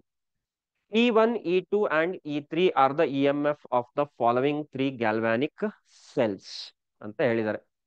So ಇಲ್ಲಿ zinc Zn plus 0.1 separated from salt bridge, copper plus 1 molar copper. Then ಇಲ್ಲಿ 1 molar, ಇಲ್ಲಿ ಎಷ್ಟು ಕೊಟ್ಟಿದ್ದಾರೆ? Again 1 molar ಕೊಟ್ಟಿದ್ದಾರೆ, ಇಲ್ಲಿ 1 molar, 0.1 molar ಕೊಟ್ಟಿದ್ದಾರೆ. So ಇದನ್ನ ಇ ಆಫ್ ಸೆಲ್ ಅನ್ನ ನಾವು ಕಂಡುಹಿಡಿಬೇಕು. ಸೊ ಇ ಆಫ್ ಸೆಲ್ ಅನ್ನ ಕಂಡುಹಿಡಿಲಿಕ್ಕೆ E of cell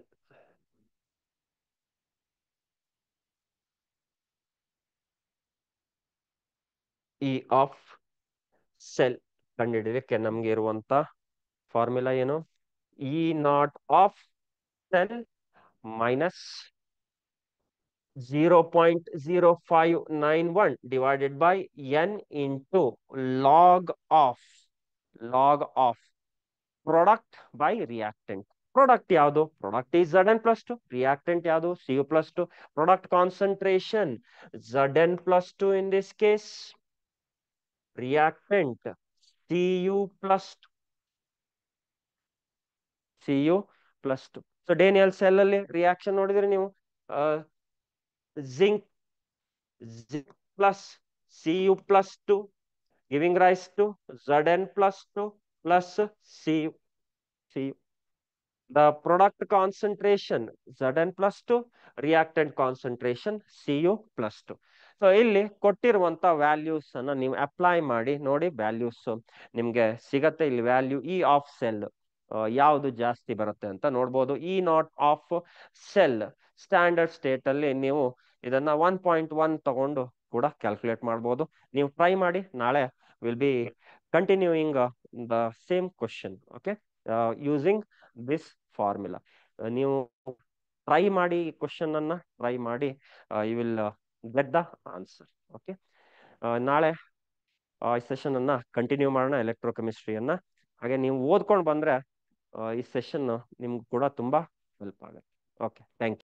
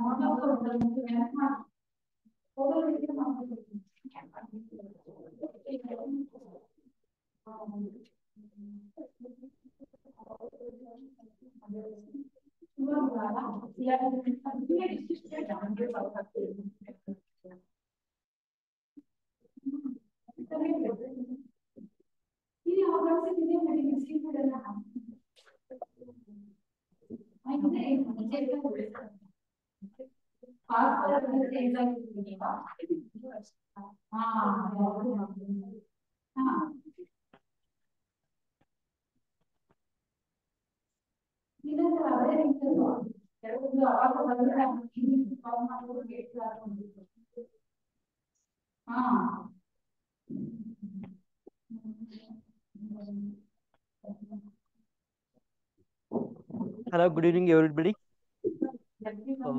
Let us continue the topics of yesterday's discussion.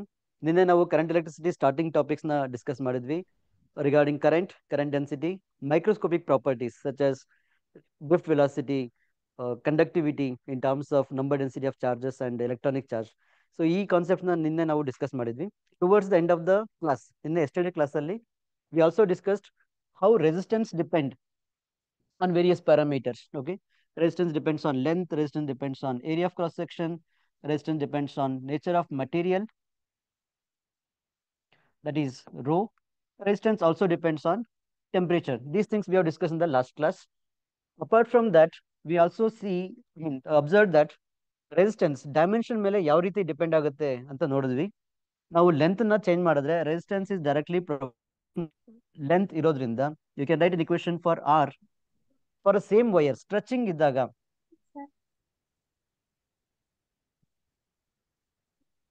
yesterday we observed this. ನಾವು ವೈರ್ ನ ನಾವು ಸ್ಟ್ರೆಚ್ ಮಾಡ್ತಿದೀವಿ ಅಂದ್ರೆ ವಾಲ್ಯೂಮ್ ಆಫ್ ದ ವೈರ್ ಏನಿರುತ್ತೆ ಕಾನ್ಸ್ಟೆಂಟ್ ಇರುತ್ತೆ. Volume of the wire constant ಇದ್ದಾಗ resistance depends on length squared. So ಇದನ್ನ ನಾವು ಎಸ್ಟರ್ಡೇಸ್ ಕ್ಲಾಸ್ ಅಲ್ಲಿ ಅಬ್ಸರ್ವ್ ಮಾಡಿದ್ವಿ. Okay, so these things are what we discuss in the yesterday's class.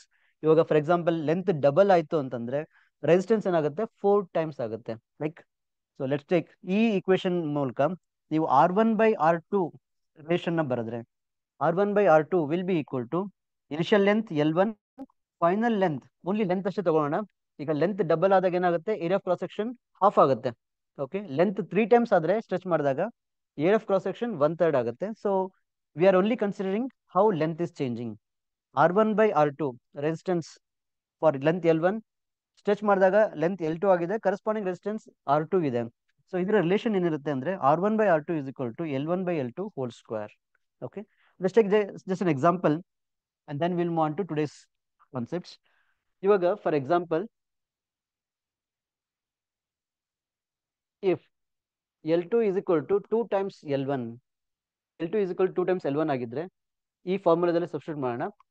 then R1/R2 this is equal to L1/2L1 whole square. L1 cancel ಮಾಡೋಣ. so it is 1/2 whole square, that is 1/4.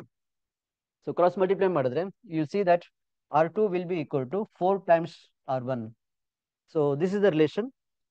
Length double ಆದಾಗ resistance 4 times ಆಗುತ್ತೆ. Length 3 times ಆದ್ರೆ resistance will become 9 times. Okay, so these things we have discuss in the last class application. Let us now move on to next concepts.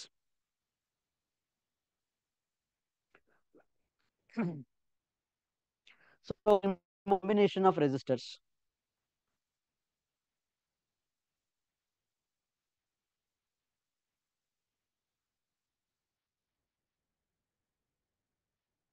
Combination of resistors. See, resistors can be grouped together. There are majorly two types of combination. One is series combination, other one is parallel combination. We'll take one by one. Series combination ಅಲ್ಲಿ resistances are connected. Resistance is connected one after other like this.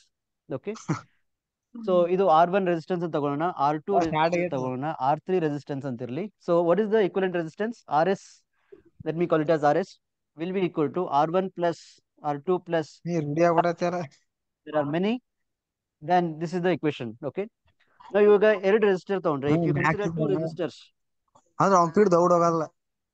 R1 and R2, okay, so what is the equivalent resistance? R equivalent will be equal to R1 plus R2. ಇದರಲ್ಲಿ see, if it is connected across a voltage, if it is connected across a potential difference of V volt, ಈ ತರ connect ಆಗಿದ್ದಾಗ then there is current I flowing here. ಈ I current ಏನಿರುತ್ತೆ, it is common for both the resistors. ಎರಡು resistors ಅಲ್ಲಿ current I ಇರುತ್ತೆ. Okay, but what will be different is voltage. ಇಲ್ಲಿ voltage V1 ಅಂತ ತಗೊಳ್ಳೋಣ, then voltage here is V2. So ಈ V1 V2 ಮತ್ತೆ V ಮಧ್ಯೆ ರಿಲೇಷನ್ ಏನಿದೆ, that relation is V is equal to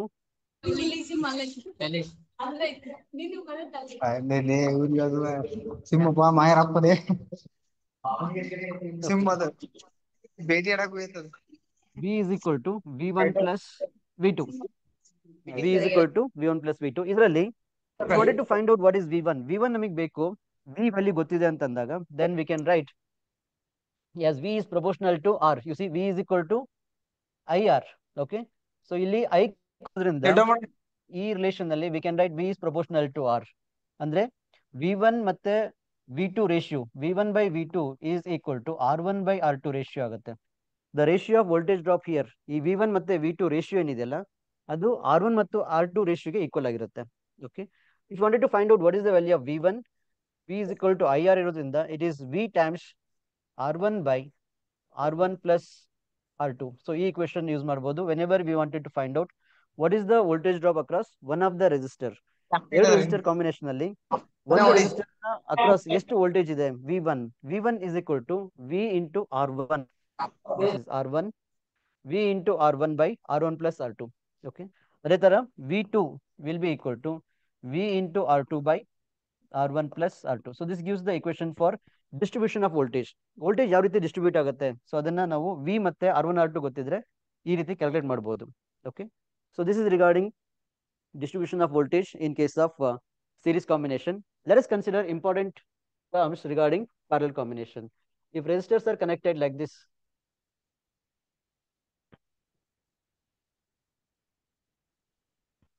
if resistors are connected like this, let the resistance be here R1, here R2, and this be R3, and so on. So what is the equivalent resistance? Equivalent resistance given by this relation 1 by Rp is equal to 1 by R1 plus 1 by R2 plus 1 by R3, and so on for group of resistors. Okay, if there are n number of resistors for n identical resistors,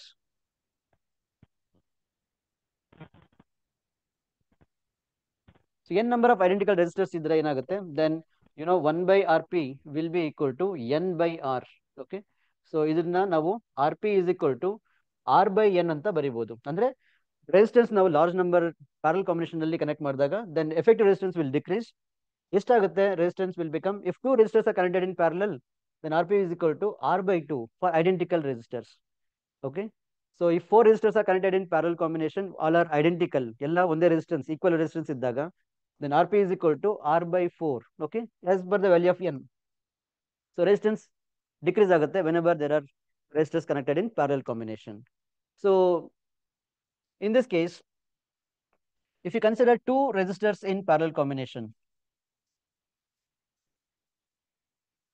so ಎರಡು resistors ನಾವು parallel combination ನಲ್ಲಿ consider ಮಾಡ್ತಾ ಇದೀವಿ, R1 ಮತ್ತೆ R2. This is connected to a source of EMF. Let's have V. Okay, so ಇಲ್ಲೇನಾಗುತ್ತೆ, for parallel combination voltage is common. Whatever is the voltage drop across R1 is also the voltage drop across the R2. R1 ಮತ್ತೆ R2 ಮಧ್ಯ partial difference same ಇರುತ್ತೆ. So voltage is V here, ಇಲ್ಲೂ ಕೂಡ voltage V ನೇ ಇದೆ. So ಎರಡು ಮಧ್ಯೆ voltage difference same ಇರುತ್ತೆ. ಏನ್ ಡಿಫರೆಂಟ್ ಆಗುತ್ತೆ, different will be current. So here current is I, let's take. ಈ ಕರೆಂಟ್ ಏನಾಗುತ್ತೆ, ಡಿವೈಡ್ ಆಗುತ್ತೆ as I1 and I2. Current will divide into I1 and I2. Okay, so what is the value of this I1? What is the value of I2? So we can find out the value of this I1 and I2 distribution of current by this relation.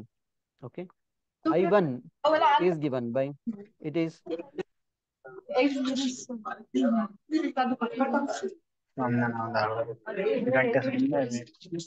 so I1 is equal to, it is IR2 by R1 plus R2. So please make a note of this relation. Whenever we have group of resistors given, resistors ಅಲ್ಲಿ ಯಾವುದೋ ಒಂದು branch ಅಲ್ಲಿ ನಮಗೆ current ಬೇಕು ಅಂತ ಆದಾಗ, so if there are two branches, then I1 is equal to IR2 by R1 plus R2. ಅದೇ ತರ ಈ ಬ್ರಾಂಚ್ ಅಲ್ಲಿ ಕರೆಂಟ್ I2 ಇದೆ. What is the value of I2? I2 is this. I2 is equal to, it is IR1 by R1 plus R2. Okay, so ಈ equation ನ use ಮಾಡಬಹುದು to find out what is the value of branch current. So in case of parallel combination, voltage remains same but current divides. So different branches. So what is the value of current in each branch can be found by this relation. Please make a note of this.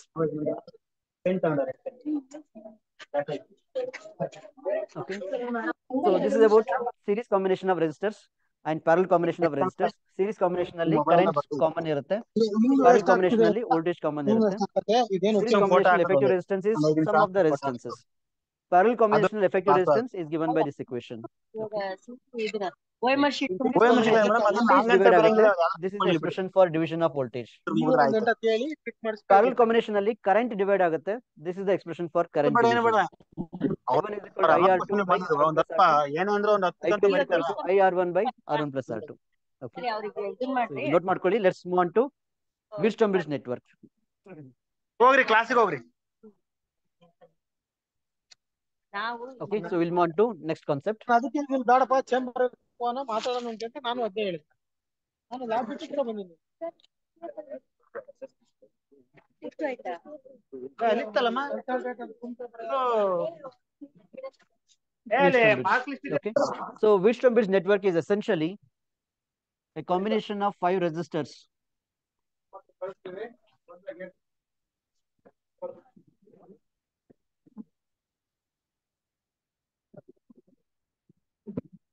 Let us name them as R1, R2, R3, R4, and R5. Okay, so let there be a combination of 5 resistors which are arranged like this: R1, R2, R3, and R4, and R5.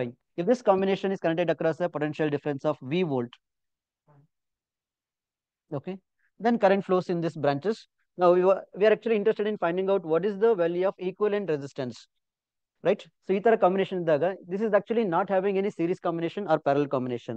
If you observe, none of the resistors are in series. ಈ resistor R1 ಮತ್ತೆ R2 series ಅಲ್ಲಿ ಇದೆಯಾ? They are not in series because there is a branching out. So none of the resistors are in parallel also. For example, R1 and R3, are they parallel? No, because this point is not common. Okay, but ಈ point common potential ಆಗುವಂತ special case ಇದೆ, that is called as balancing condition.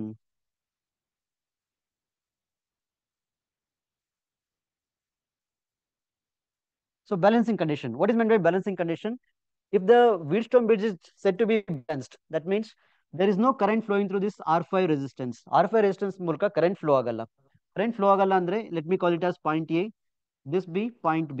ಈ point A ಮತ್ತೆ B ಅಲ್ಲಿ potential same ಇದ್ದಾಗ, if VA is equal to VB, ಈ ಎರಡು point ಅಲ್ಲಿ potential same ಇದ್ದಾಗ there is no potential difference. ಈ R5 ಮೂಲಕ current flow ಆಗಲ್ಲ.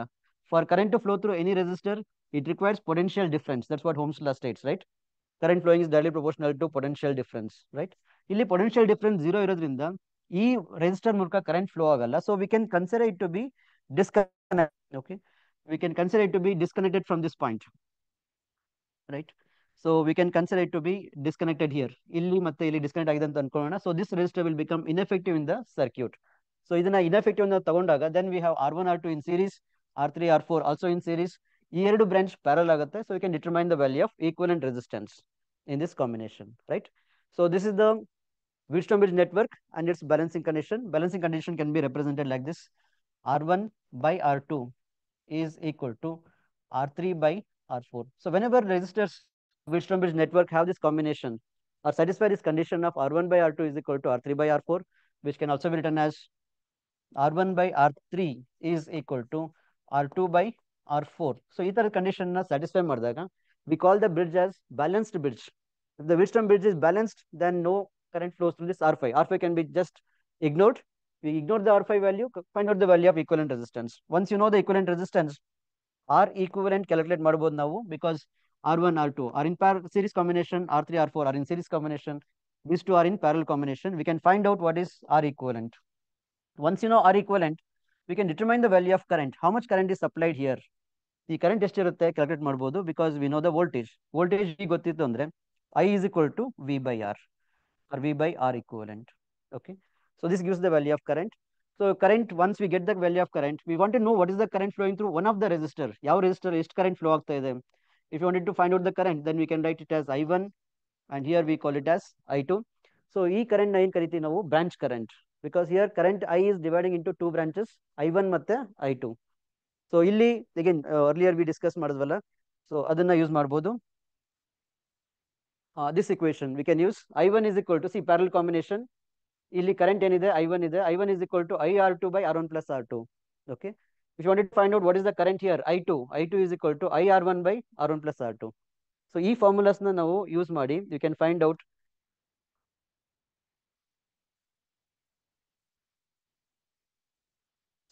what is the value of current here. So if you wanted to find out what is I1, what is the formula for I1? I is equal to, it is total current into R2. See, R2 ಏನಾಗುತ್ತೆ, ಈ ಎರಡು ಸೇರಿ R2 ಆಗುತ್ತೆ, right? In the new formula, the combined resistance R3 ಮತ್ತೆ R4, this is our R2. Okay, so ಅದು ಏನಾಗುತ್ತೆ, that will become our R2. So it is R3 plus R4 divided by R1 plus R2. R1 plus R2 ಅಂದ್ರೆ ಇದು, right?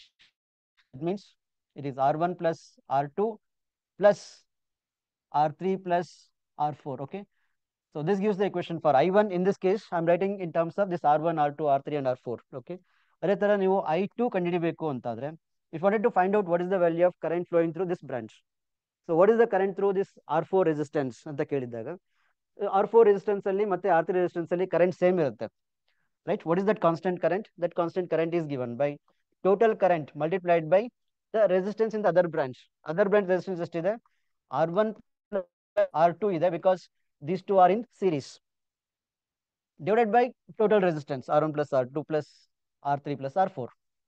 R1 plus R2 plus R3 plus R4. Okay, so you don't need to remember this formula. So ಈ formula ನೆನ್ಪಿಟ್ಕೊಳ್ಳೋ ಅವಶ್ಯಕತೆ ಇಲ್ಲ. So what is required is what we discussed earlier.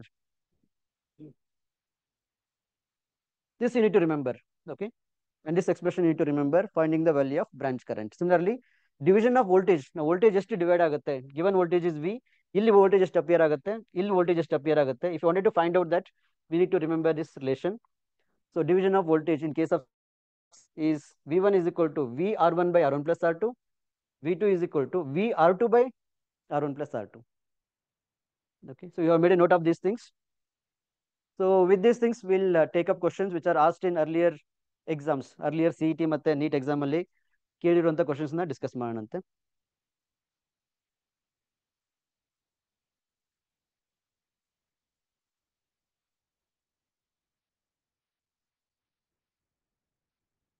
Right, so look at this question. Resistance N each of R ohm when connected in parallel give an equivalent resistance of ohm. If these resistance were connected in series, the combination would have a resistance in ohm equal to. So you can anyway easily see what is the right answer possibly. Let me explain.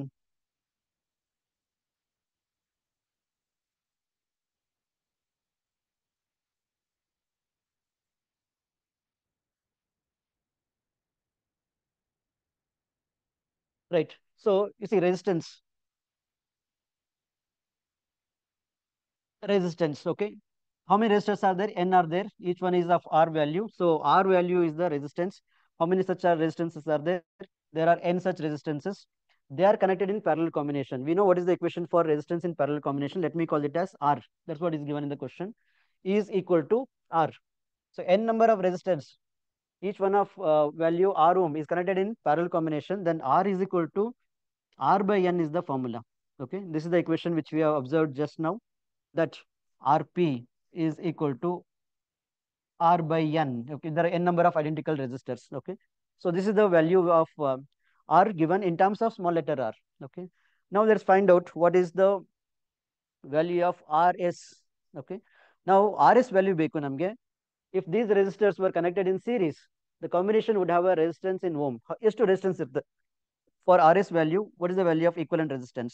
You know, by definition, Rs is equal to R1 plus R2 plus R3 and so on.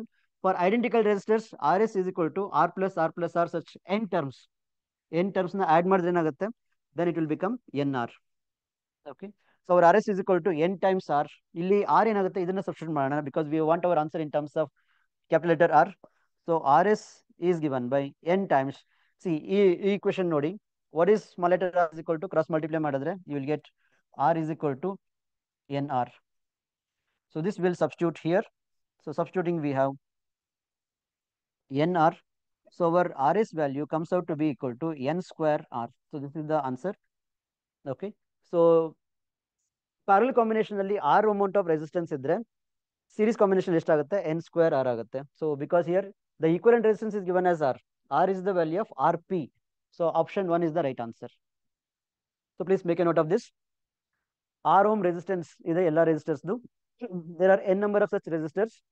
They are connected in parallel combination. Equivalent resistance in this is the value of equivalent resistance, which is by definition R by N.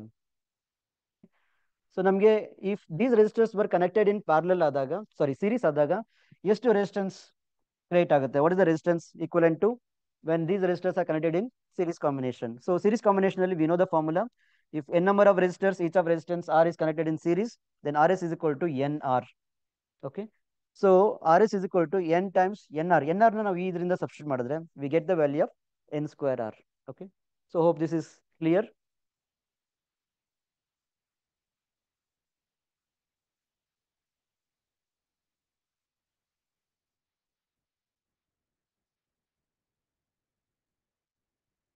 Let's move on to next question.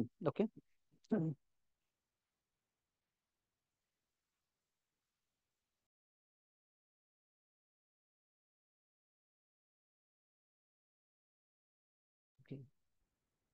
Let's take the next question. Please observe this. A wire of certain material is stretched slowly by 10%. Its new resistance and specific resistance becomes respectively.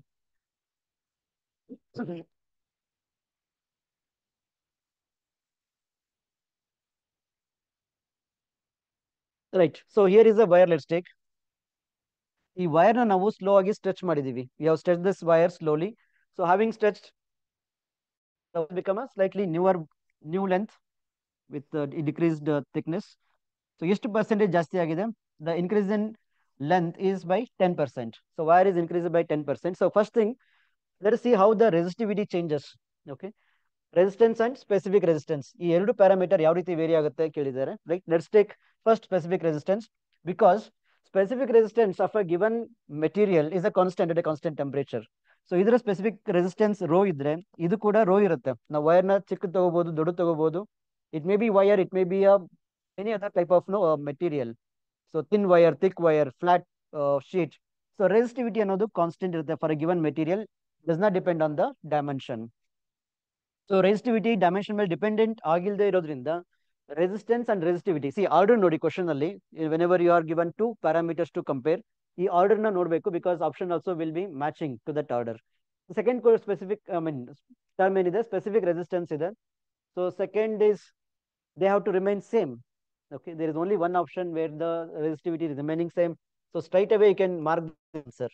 Okay, you can mark this as the answer, option 4, because resistivity same ಉಳ್ಕೊಳ್ಳುತ್ತೆ.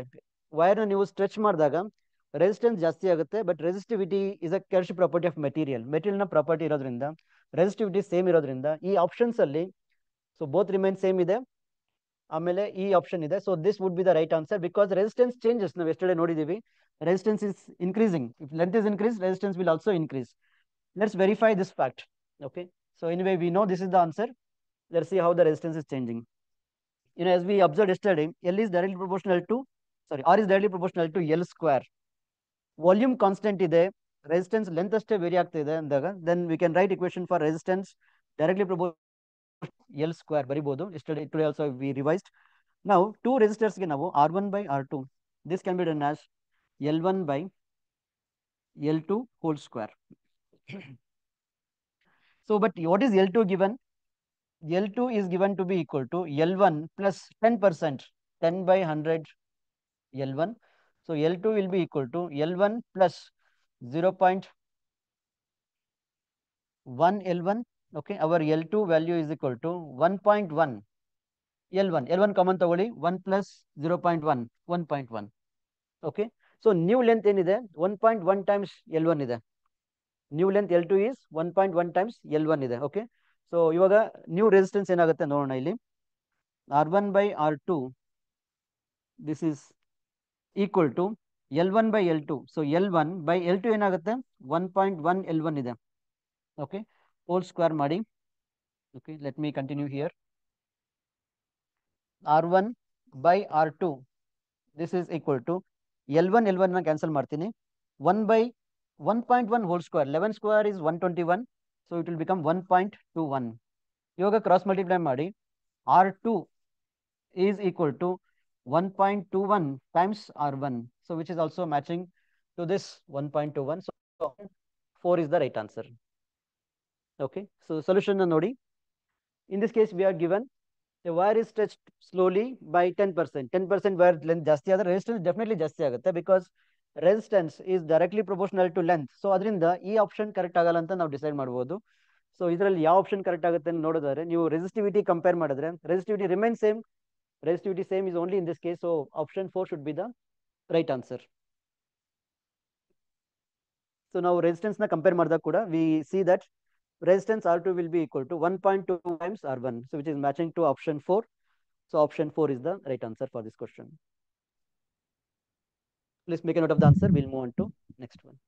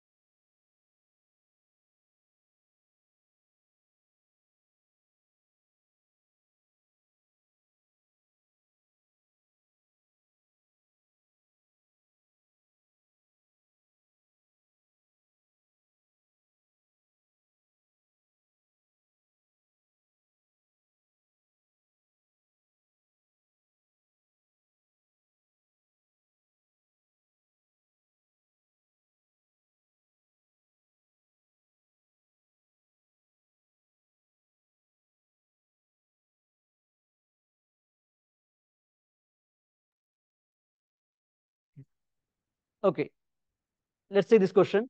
Copper and silicon is cooled from 300 Kelvin to 60 Kelvin.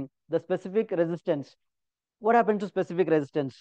So here we are actually interested in finding out what happens to specific resistance, that is rho. So what happens to rho value? Okay. So if you consider two materials, one is copper wire, okay, other one is silicon. Both are initially at same temperature. Okay. So with the with the variation of temperature, what happens to resistivity? Okay. See here, this is based on the fact that conductors conductors are having positive quotient of resistance. Okay. The quotient of resistance or temperature quotient of resistance for metallic conductors, which we represent as alpha. Okay. Alpha is the symbol for temperature coefficient of resistance or resistivity. So equation you can write like this. Variation of resistivity rho with respect to temperature is rho T is equal to rho naught times 1 plus alpha T. This equation is applicable for metallic conductors. ಅಂದ್ರೆ metallic conductors ಅಲ್ಲಿ alpha value positive ಇದೆ ಅಂದ್ರೆ ಏನರ್ಥ temperature ನ ನಾವು increase ಮಾಡಿದಾಗೆ resistivity ಕೂಡ increase ಆಗುತ್ತೆ. Okay, with the increase in temperature there is increase in resistivity. Okay, temperature ನಾವು ಡಿಕ್ರೀಸ್ ಮಾಡಿದಾಗ ರೆಸಿಸ್ಟಿವಿಟಿ ಕೂಡ ಕಡಿಮೆ ಆಗುತ್ತೆ for metals. Okay, but if you take semi conductors, ಈ ಸಿಲಿಕಾನ್ ಎಕ್ಸಾಂಪಲ್ ತಗೊಂಡ್ರೆ silicon is a semi conducting material. Semi conducting material charge carriers ನೀವು semi conductor chapter ಓದಿರ್ತೀರಿ. There are two type of charge carriers, electrons and holes. Electron ಮತ್ತೆ hole number ಏನಿದೆ that depends on temperature. Okay, so temperature ನಾವು ಜಾಸ್ತಿ ಮಾಡಿದಾಗ when you increase the temperature there will be increase in this charge carriers. there will be increase in the charge carriers. So because of the increase in number of charge carriers, resistance ಏನಾಗುತ್ತೆ ಕಡಿಮೆ ಆಗುತ್ತೆ, resistivity ಕೂಡ ಕಡಿಮೆ ಆಗುತ್ತೆ. So silicon being a semiconducting material, ಇದರಲ್ಲಿ resistivity rho ಮತ್ತೆ temperature variation ಯಾವ ತರ ಆಗುತ್ತೆ ಅಂದ್ರೆ with the increase in temperature resistivity ಕಡಿಮೆ ಆಗುತ್ತೆ because conductivity increases in case of semiconductors. Okay, ಅಂದ್ರೆ alpha value ಬರೆದ್ರೆ alpha value positive for metals, alpha value is negative for semiconductors. Semiconductors ಅಲ್ಲಿ alpha value negative ಇರುತ್ತೆ. That means they have negative temperature coefficient of resistivity. With the increase in temperature, resistivity ಕಡಿಮೆ ಆಗುತ್ತೆ. Okay, let's take this question now. Copper and silicon are cooled. That means temperature ನ ಕಡಿಮೆ ಮಾಡಿದೀವಿ. When temperature is decreased, resistivity of the copper should decrease. So copper ನ resistivity ಕಡಿಮೆ ಆಗುತ್ತೆ. Whereas ಕಡಿಮೆ ಮಾಡಿದಾಗ ನಾವು silicon ನ resistivity ಜಾಸ್ತಿ ಆಗುತ್ತೆ. Right? So now look at the options. Decreases in copper, that's right, because temperature is decreased, resistivity or specific resistance also will decrease in copper. And temperature na ನಾವು ಕಡಿಮೆ ಮಾಡಿದಾಗ resistivity of silicon increases. So this is the right relation. So among these options, as you can see, ಈ ಕೊಟ್ಟಿರೋ 4 option ನಲ್ಲಿ decreases for copper and increases for silicon. This is the right relation. So option 1 is the correct answer, which shows the variation of resistivity for two materials. One is metallic conductor, other one is semiconductor. Okay, so semiconductor and metallic conductors are differing in their temperature dependency. Temperature ಜಾಸ್ತಿ ಮಾಡಿದಾಗ resistivity metals ಅಲ್ಲಿ ಜಾಸ್ತಿ ಆಗುತ್ತೆ, semi conductors ಅಲ್ಲಿ resistivity ಕಡಿಮೆ ಆಗುತ್ತೆ, increasing temperature. So please make A note of this fact. Alpha is positive for metallic conductors, alpha is negative for semiconductors.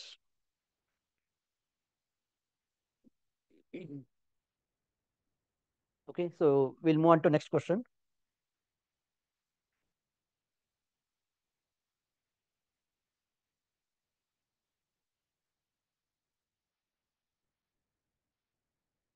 Okay, look at this one. When a wire of uniform cross section A, length L and resistance R is bent into a complete circle, resistance between any two diametrically opposite point B.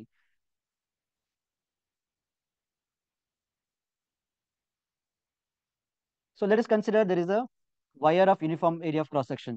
All through area of cross section ಏನಿದೆ constant ಇದೆ. ಈ wire ನ ನಾವು circle ಆಗಿ bend ಮಾಡಿದ್ರೆ, if you are bending it into a form of a circle, then take diametrically opposite points. ಈ point ಮತ್ತೆ ಈ point, these are diametrically opposite points. Okay, ಈ ಎರಡು ಪಾಯಿಂಟ್ ಮಧ್ಯೆ ನಾವು ರೆಸಿಸ್ಟೆನ್ಸ್ ನ ಕ್ಯಾಲ್ಕುಲೇಟ್ ಮಾಡಬೇಕು ಅಂದ್ರೆ, what is the value of resistance is the question. Is it R/2, R/4, R/8? Let's find out. ಈ ಟೋಟಲ್ ವೈರ್ ನ ರೆಸಿಸ್ಟೆನ್ಸ್ ನ R ಅಂತ ತಗೊಳ್ಳೋಣ. If the resistance of the wire is R, ಈಗ diametrically opposite points ತಗೊಂಡ್ರೆ we are taking only half of the length. So ಈ upper half the resistance ಏನಾಗುತ್ತೆ, R/2 ಆಗುತ್ತೆ. ಲೋಯರ್ ಹಾಫ್ ದ ರೆಸಿಸ್ಟೆನ್ಸ್ ಏನಾಗುತ್ತೆ, R/2 ಆಗುತ್ತೆ. So ಇದನ್ನ ನಾವು standard diagram ಅಲ್ಲಿ ಅಥವಾ ಸ್ಟ್ಯಾಂಡರ್ಡ್ ಸಿಂಬಲ್ಸ್ ಬರೆದ್ರೆ, this is the diagram we have. The total resistance is R, but this resistance is now only R/2. This is also equal to R/2. ಈ R/2 ಮತ್ತೆ R/2 resistance, they are in parallel combination. Okay, parallel combination ಅಲ್ಲಿ ಇದ್ರೆ ಏನಾಗುತ್ತೆ, the resistance or identical resistance R/2 whole divided by 2 ಆಗುತ್ತೆ ಅಲ್ವಾ. So already we have observed that in the parallel combination of resistors, right? So in case of parallel combination of resistors, for n number of identical resistors, Rp will be equal to R by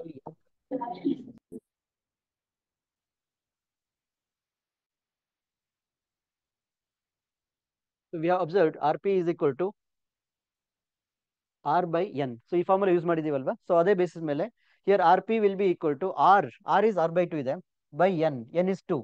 Okay, so this will become R/4. Okay, so among these options, option 2 is the right answer, R/4. Okay, please make a note of this answer. R is the length bent in the form of a circle. The diametrical opposite points ತಗೊಂಡ್ರೆ ಇದರ resistance R/2 ಆಗುತ್ತೆ, remaining resistance is R/2. So ಅದರ equivalent resistance ಬಂದು R/2 by 2 will become R/4. So answer ನೋಡಿ. Let's take another numerical question of similar type.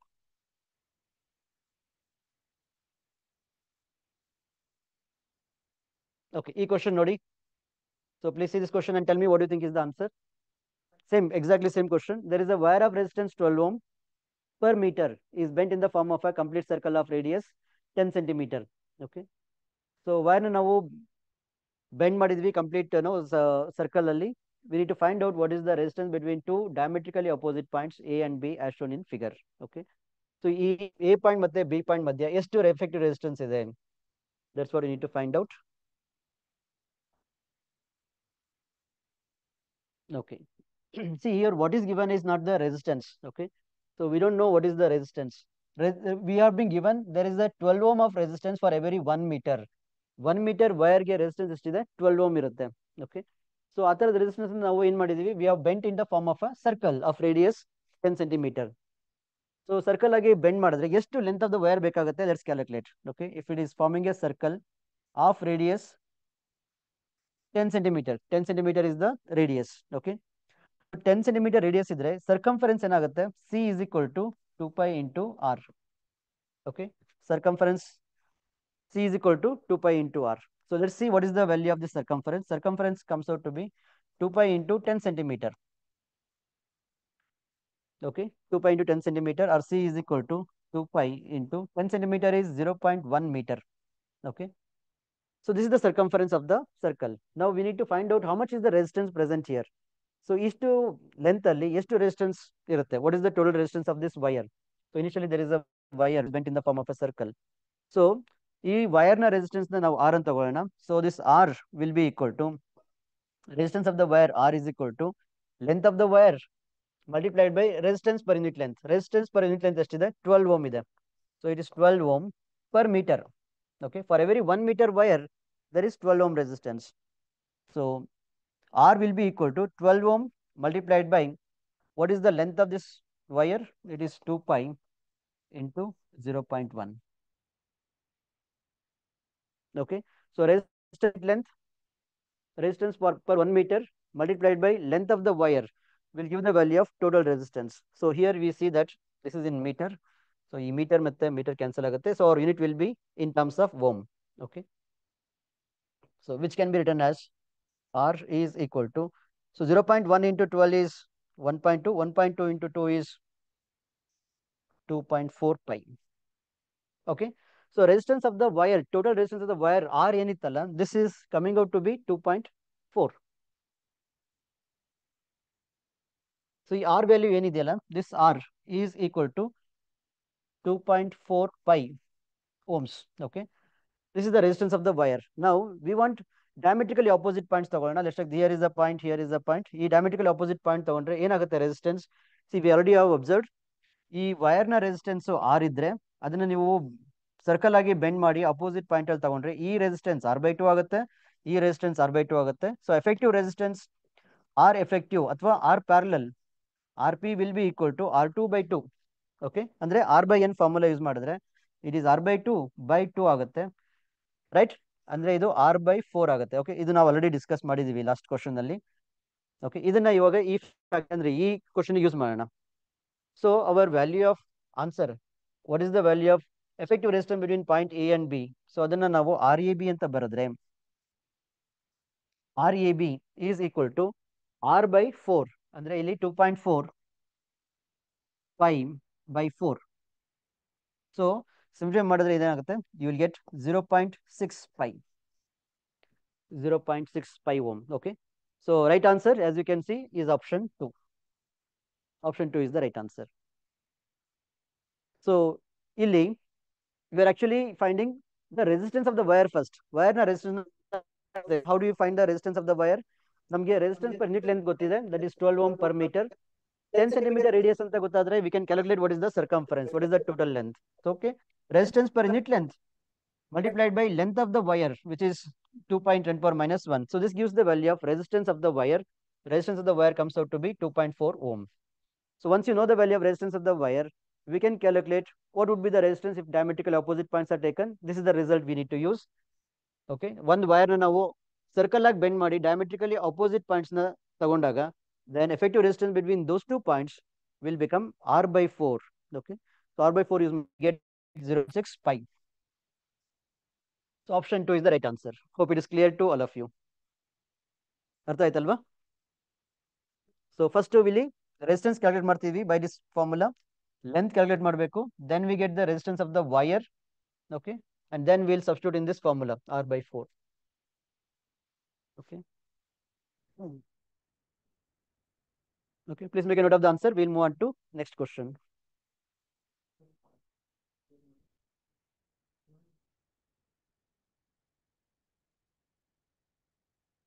Okay. Moving on to next question. Okay, this question is based on Wheatstone bridge network. See, the question is like this. Resistance of each arm of Wheatstone bridge is 10 ohm. Resistance,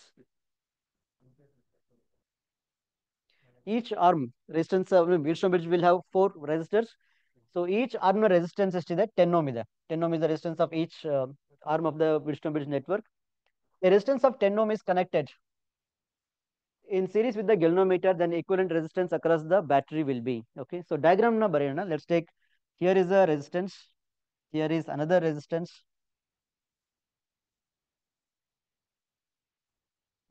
See, each resistance 10 ohm anta ide. Question is given, each resistance is 10 ohm. So illi galvanometer ide. So we have a galvanometer here. This is the original diagram. So let's so ನೀವು metre bits ತಗೊಂಡ್ರೆ ಇದೇನಾಗುತ್ತೆ, this will become wire, okay, of balancing length L, and this is remaining length 1 minus L or 100 minus L centimeter. Okay, so this is the diagram. So ಈ ತರದ diagram ಅಲ್ಲಿ ಎಲ್ಲಾ resistance same ಇದ್ದಾಗ R1 by R2 is equal to R3 by R4 ಆಗುತ್ತೆ. Okay, so it's a balanced Wheatstone bridge. Okay, Wheatstone bridge is balanced. Now for a balanced Wheatstone bridge, ಈ galvanometer ಅಲ್ಲಿ current flow ಆಗಲ್ಲ. Okay, ನೀವು explain ಮಾಡಿದಾಗ observe ಮಾಡಿರ್ತೀರಿ, the deflection the galvanometer. Okay, ಅಂದ್ರೆ ಇಲ್ಲಿ ಇದು ಬ್ಯಾಲೆನ್ಸ್ಡ್ Wheatstone bridge ಇರೋದ್ರಿಂದ the current flowing through the galvanometer Ig is equal to 0. So ಇದೇ fact use ಮಾಡಿ, if you rewrite the diagram,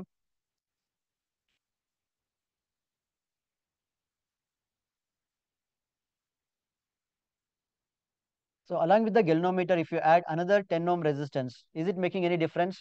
Then answer is no.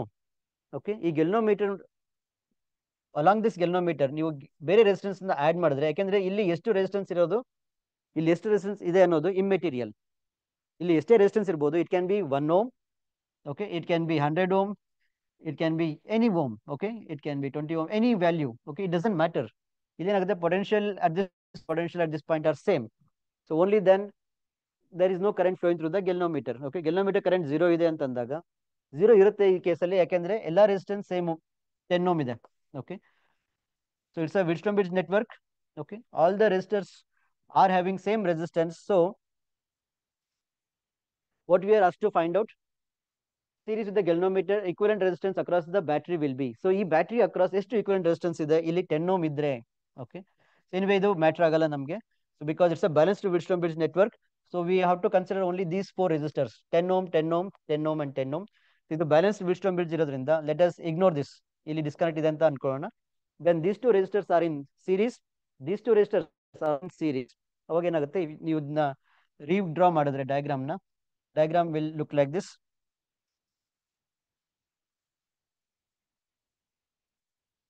See, 10 ohm and 10 ohm, they are in series combination, so it will become 20 ohm.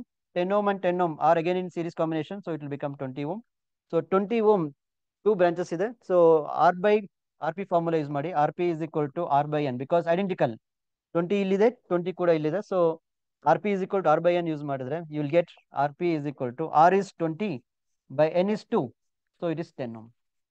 So our equivalent resistance comes out to be 10 ohm. So you remember that fact. ಈ Wheatstone bridge network ಅಲ್ಲಿ ಎಲ್ಲಾ resistors 10 ohm ಇದ್ರೆ equivalent resistance ಕೂಡ 10 ohm ಬರುತ್ತೆ. ಎಲ್ಲಾ resistance 5 ohm ಇದ್ರೆ equivalent resistance ಕೂಡ 5 ohm ಬರುತ್ತೆ. ಇಮ್ಮೆಟೀರಿಯಲ್ ಇಲ್ಲಿ ಎಷ್ಟು ರೆಸಿಸ್ಟೆನ್ಸ್ ಇರುತ್ತೆ ಮ್ಯಾಟರ್ ಆಗಲ್ಲ. It can be +10, it can be +50 or 100, doesn't matter. ಈ ರೆಸಿಸ್ಟೆನ್ಸ್ ವ್ಯಾಲ್ಯೂ ಎಲ್ಲ ಈಕ್ವಲ್ ಇತ್ತು ಅಂದ್ರೆ, what ever the value, that will be the equivalent resistance of the across the battery. Across the battery ಎಷ್ಟು resistance ಇದೆ ಅಂತ question ಇದೆ, right? Question is, what is the equivalent resistance across the battery? Across the battery equivalent resistance is equal to 10 ohm, right? ಅದನ್ನು fact ನೆನ್ಪಿಟ್ಕೊಳ್ಳಿ. If the resistance are equal to 10 ohm, equivalent resistance also will be equal to 10 ohm. So our right answer is option 1.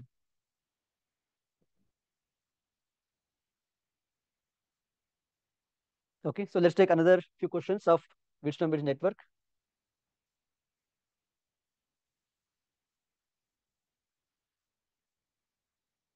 Now consider this question. 5 equivalent resistance. Again, there are equal resistors. Remember, all the resistors are same. All the resistors are equal. Of resistance R are connected as shown in figure. A battery of V volt is connected between A and B. The current flowing in AFCEB. Okay, ಇಲ್ಲಿ the A, C, E, B. Okay, so let me rewrite this diagram for no simplicity.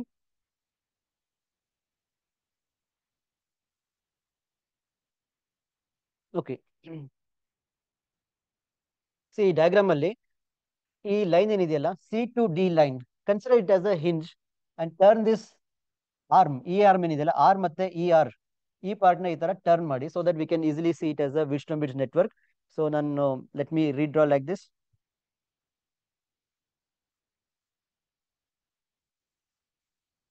Okay, so this is the turn around part.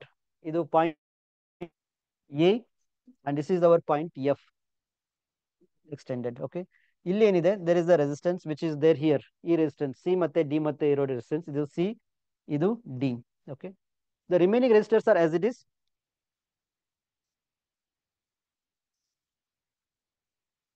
Okay, ಈ point ಏನ್ ಕರಿತೀವಿ, this point is given as E, and extended point in the outward turn ಮಾಡಿ ಆ point C there is no difference. ಈ ಏನು part ಇದೆಯಲ್ಲ ಇದನ್ನ ನೀವು ಕೆಳಗೆ ಟರ್ನ್ ಮಾಡ್ಬೋದು, ದಟ್ ಮೇಕ್ಸ್ ನೋ ಡಿಫ್ರೆನ್ಸ್. ಇದು ಪಾಯಿಂಟ್ ಬಿ. ಸೊ ನಾವು this is the new diagram. Okay, so ಆ ಡಯಾಗ್ರಾಮ್ ಮತ್ತೆ ಈ diagram same. We are actually flipping this part. ಈ ಪಾರ್ಟ್ ಏನಿದೆಯಲ್ಲ, ಈ ರೆಸಿಸ್ಟರ್ ಈ ಪಾರ್ಟ್ ನ ನಾವು ಫ್ಲಿಪ್ ಮಾಡಿ, ಈ considering this hinge.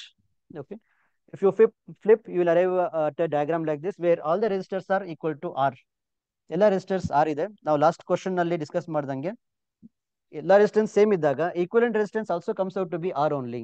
Okay, so ಇದು ಬ್ಯಾಲೆನ್ಸ್ಡ್ ವಿಟ್ಸ್ಟೋನ್ ಬ್ರಿಡ್ಜ್ ಇದೆ. Consider it as P Q R S. P by Q is equal to R by S.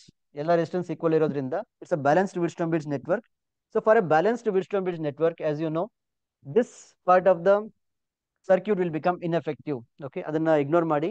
So ignoring that part of the circuit, we have series combination of these two resistors. ಈ ಎರಡು resistors series ಅಲ್ಲಿ ಇದೆ, ಈ resistors series ಅಲ್ಲಿ ಇದೆ. This resistor is not there, we can ignore it. Okay, so ಎರಡು resistors series ಅಲ್ಲಿ ಇದ್ರೆ ಏನಾಗುತ್ತೆ, equivalent resistance will become 2R here, equal resistance here also will become 2R if it is required. Let me write a diagram.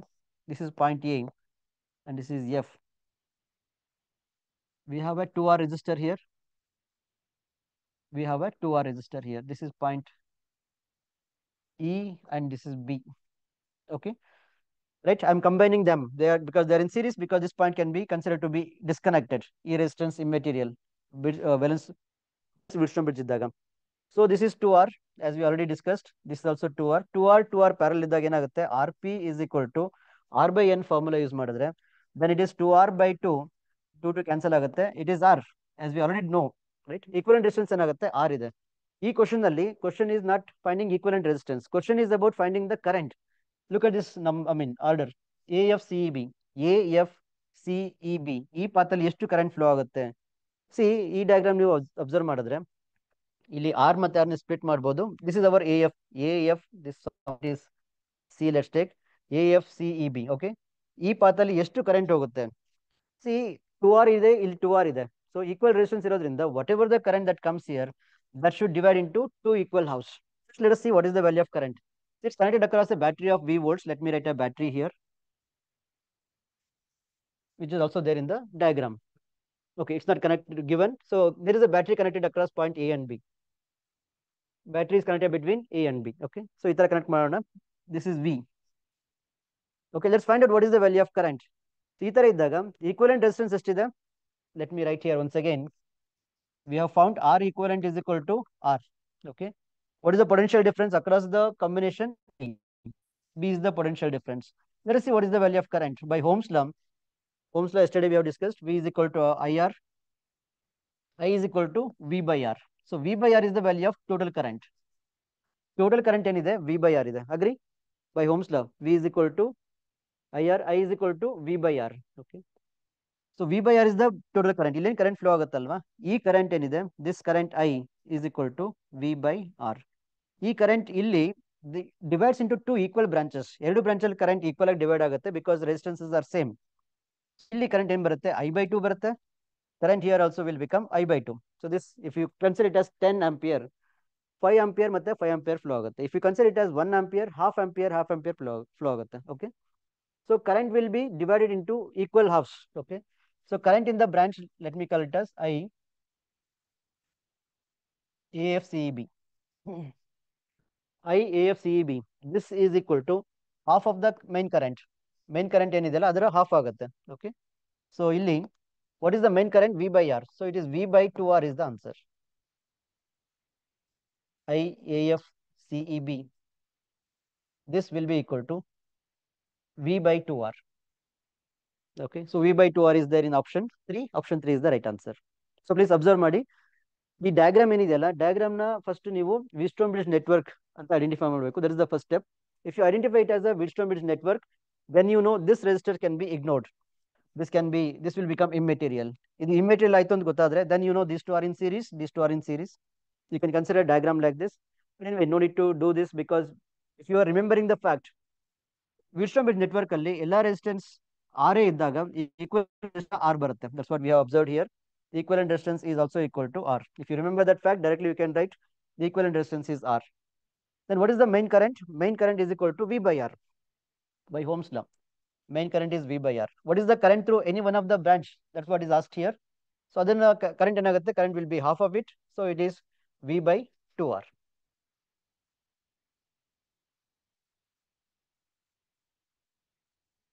Okay.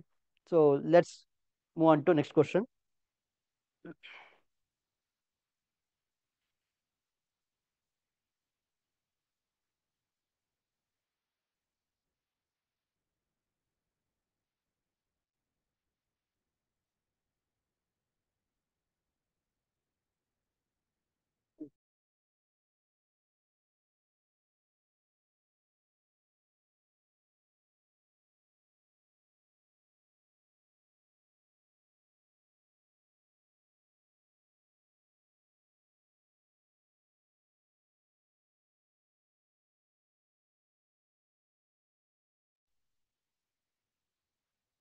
Okay, consider this diagram. For the network shown in figure, the value of current I is. So ಅದೇ ತರ similar question. Okay, ಇಲ್ಲಿ ನಾವು ಈ current ನ ಕಂಡುಹಿಡಬೇಕು, but here we have been given the numerical values. Previous question ನಲ್ಲಿ R ಅಂತ ಇತ್ತಲ್ಲ, ಇಲ್ಲಿ numerical values ಇದೆ. So again observe this diagram. ಈ diagram ನೀವು observe ಮಾಡಿದ್ರೆ, this is again a Wheatstone bridge network. ಇದನ್ನ ನೀವು P ಅಂತ ಕರಿಬಹುದು.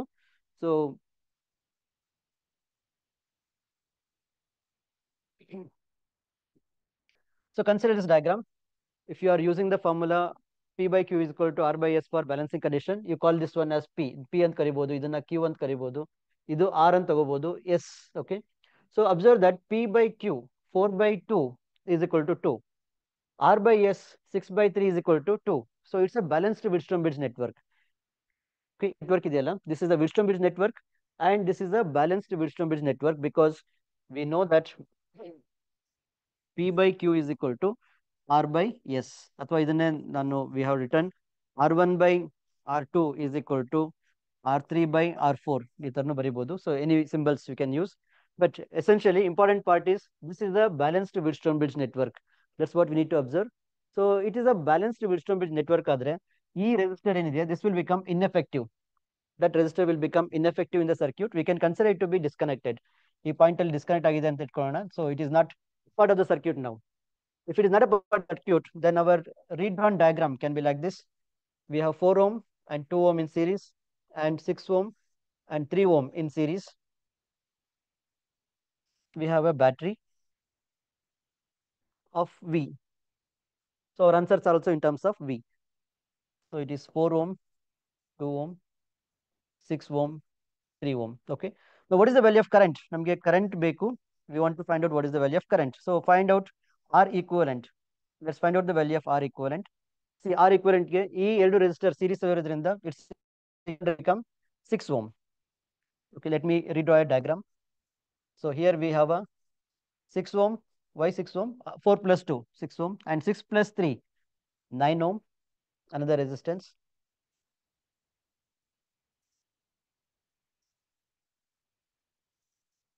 Okay, so we can redraw the diagram like this. 4 plus 2, 6 ohm, 6 plus 3, 9 ohm. So these are the two resistors. Now they are in parallel combination. Let us find out the value of R equivalent. For parallel combination, R equivalent is given by, as you know, it is R1, R2 by R1 plus R2. ಈ formula use ಮಾಡಬಹುದು for two resistors. Okay, for two resistors, R equivalent is equal to R1, R2 by R1 plus R2. Let's substitute the values.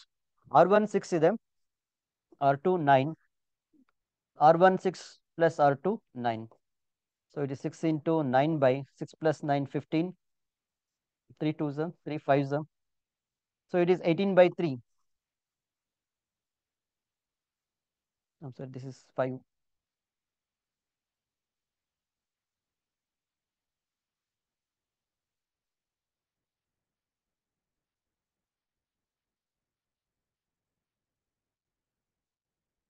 This is 5.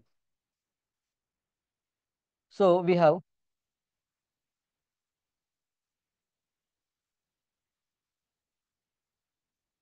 18 by 5.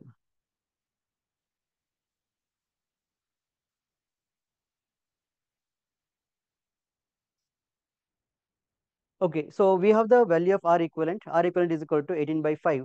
So what is the value of current is the question. So current I is equal to, as we know, V by R. Last question we have used this formula. Current I is equal to V by R. current I is equal to V by, what is R value? 18 by 5. So 5 goes to numerator. So 5V by 18. 5V by 18 is option 4. So option 4 is the right answer. Okay. So again, similar, exactly same concept. Okay. So this is the question which is based on combination of resistances and Wheatstone bridge network.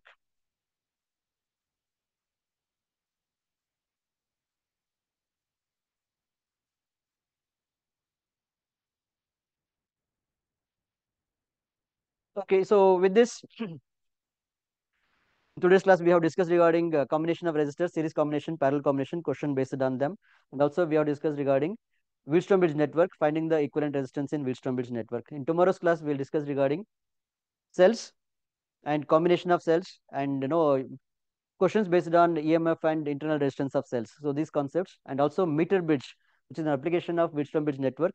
We'll discuss questions on that in tomorrow's class. Fine. Thank you so much. Thank you, everybody.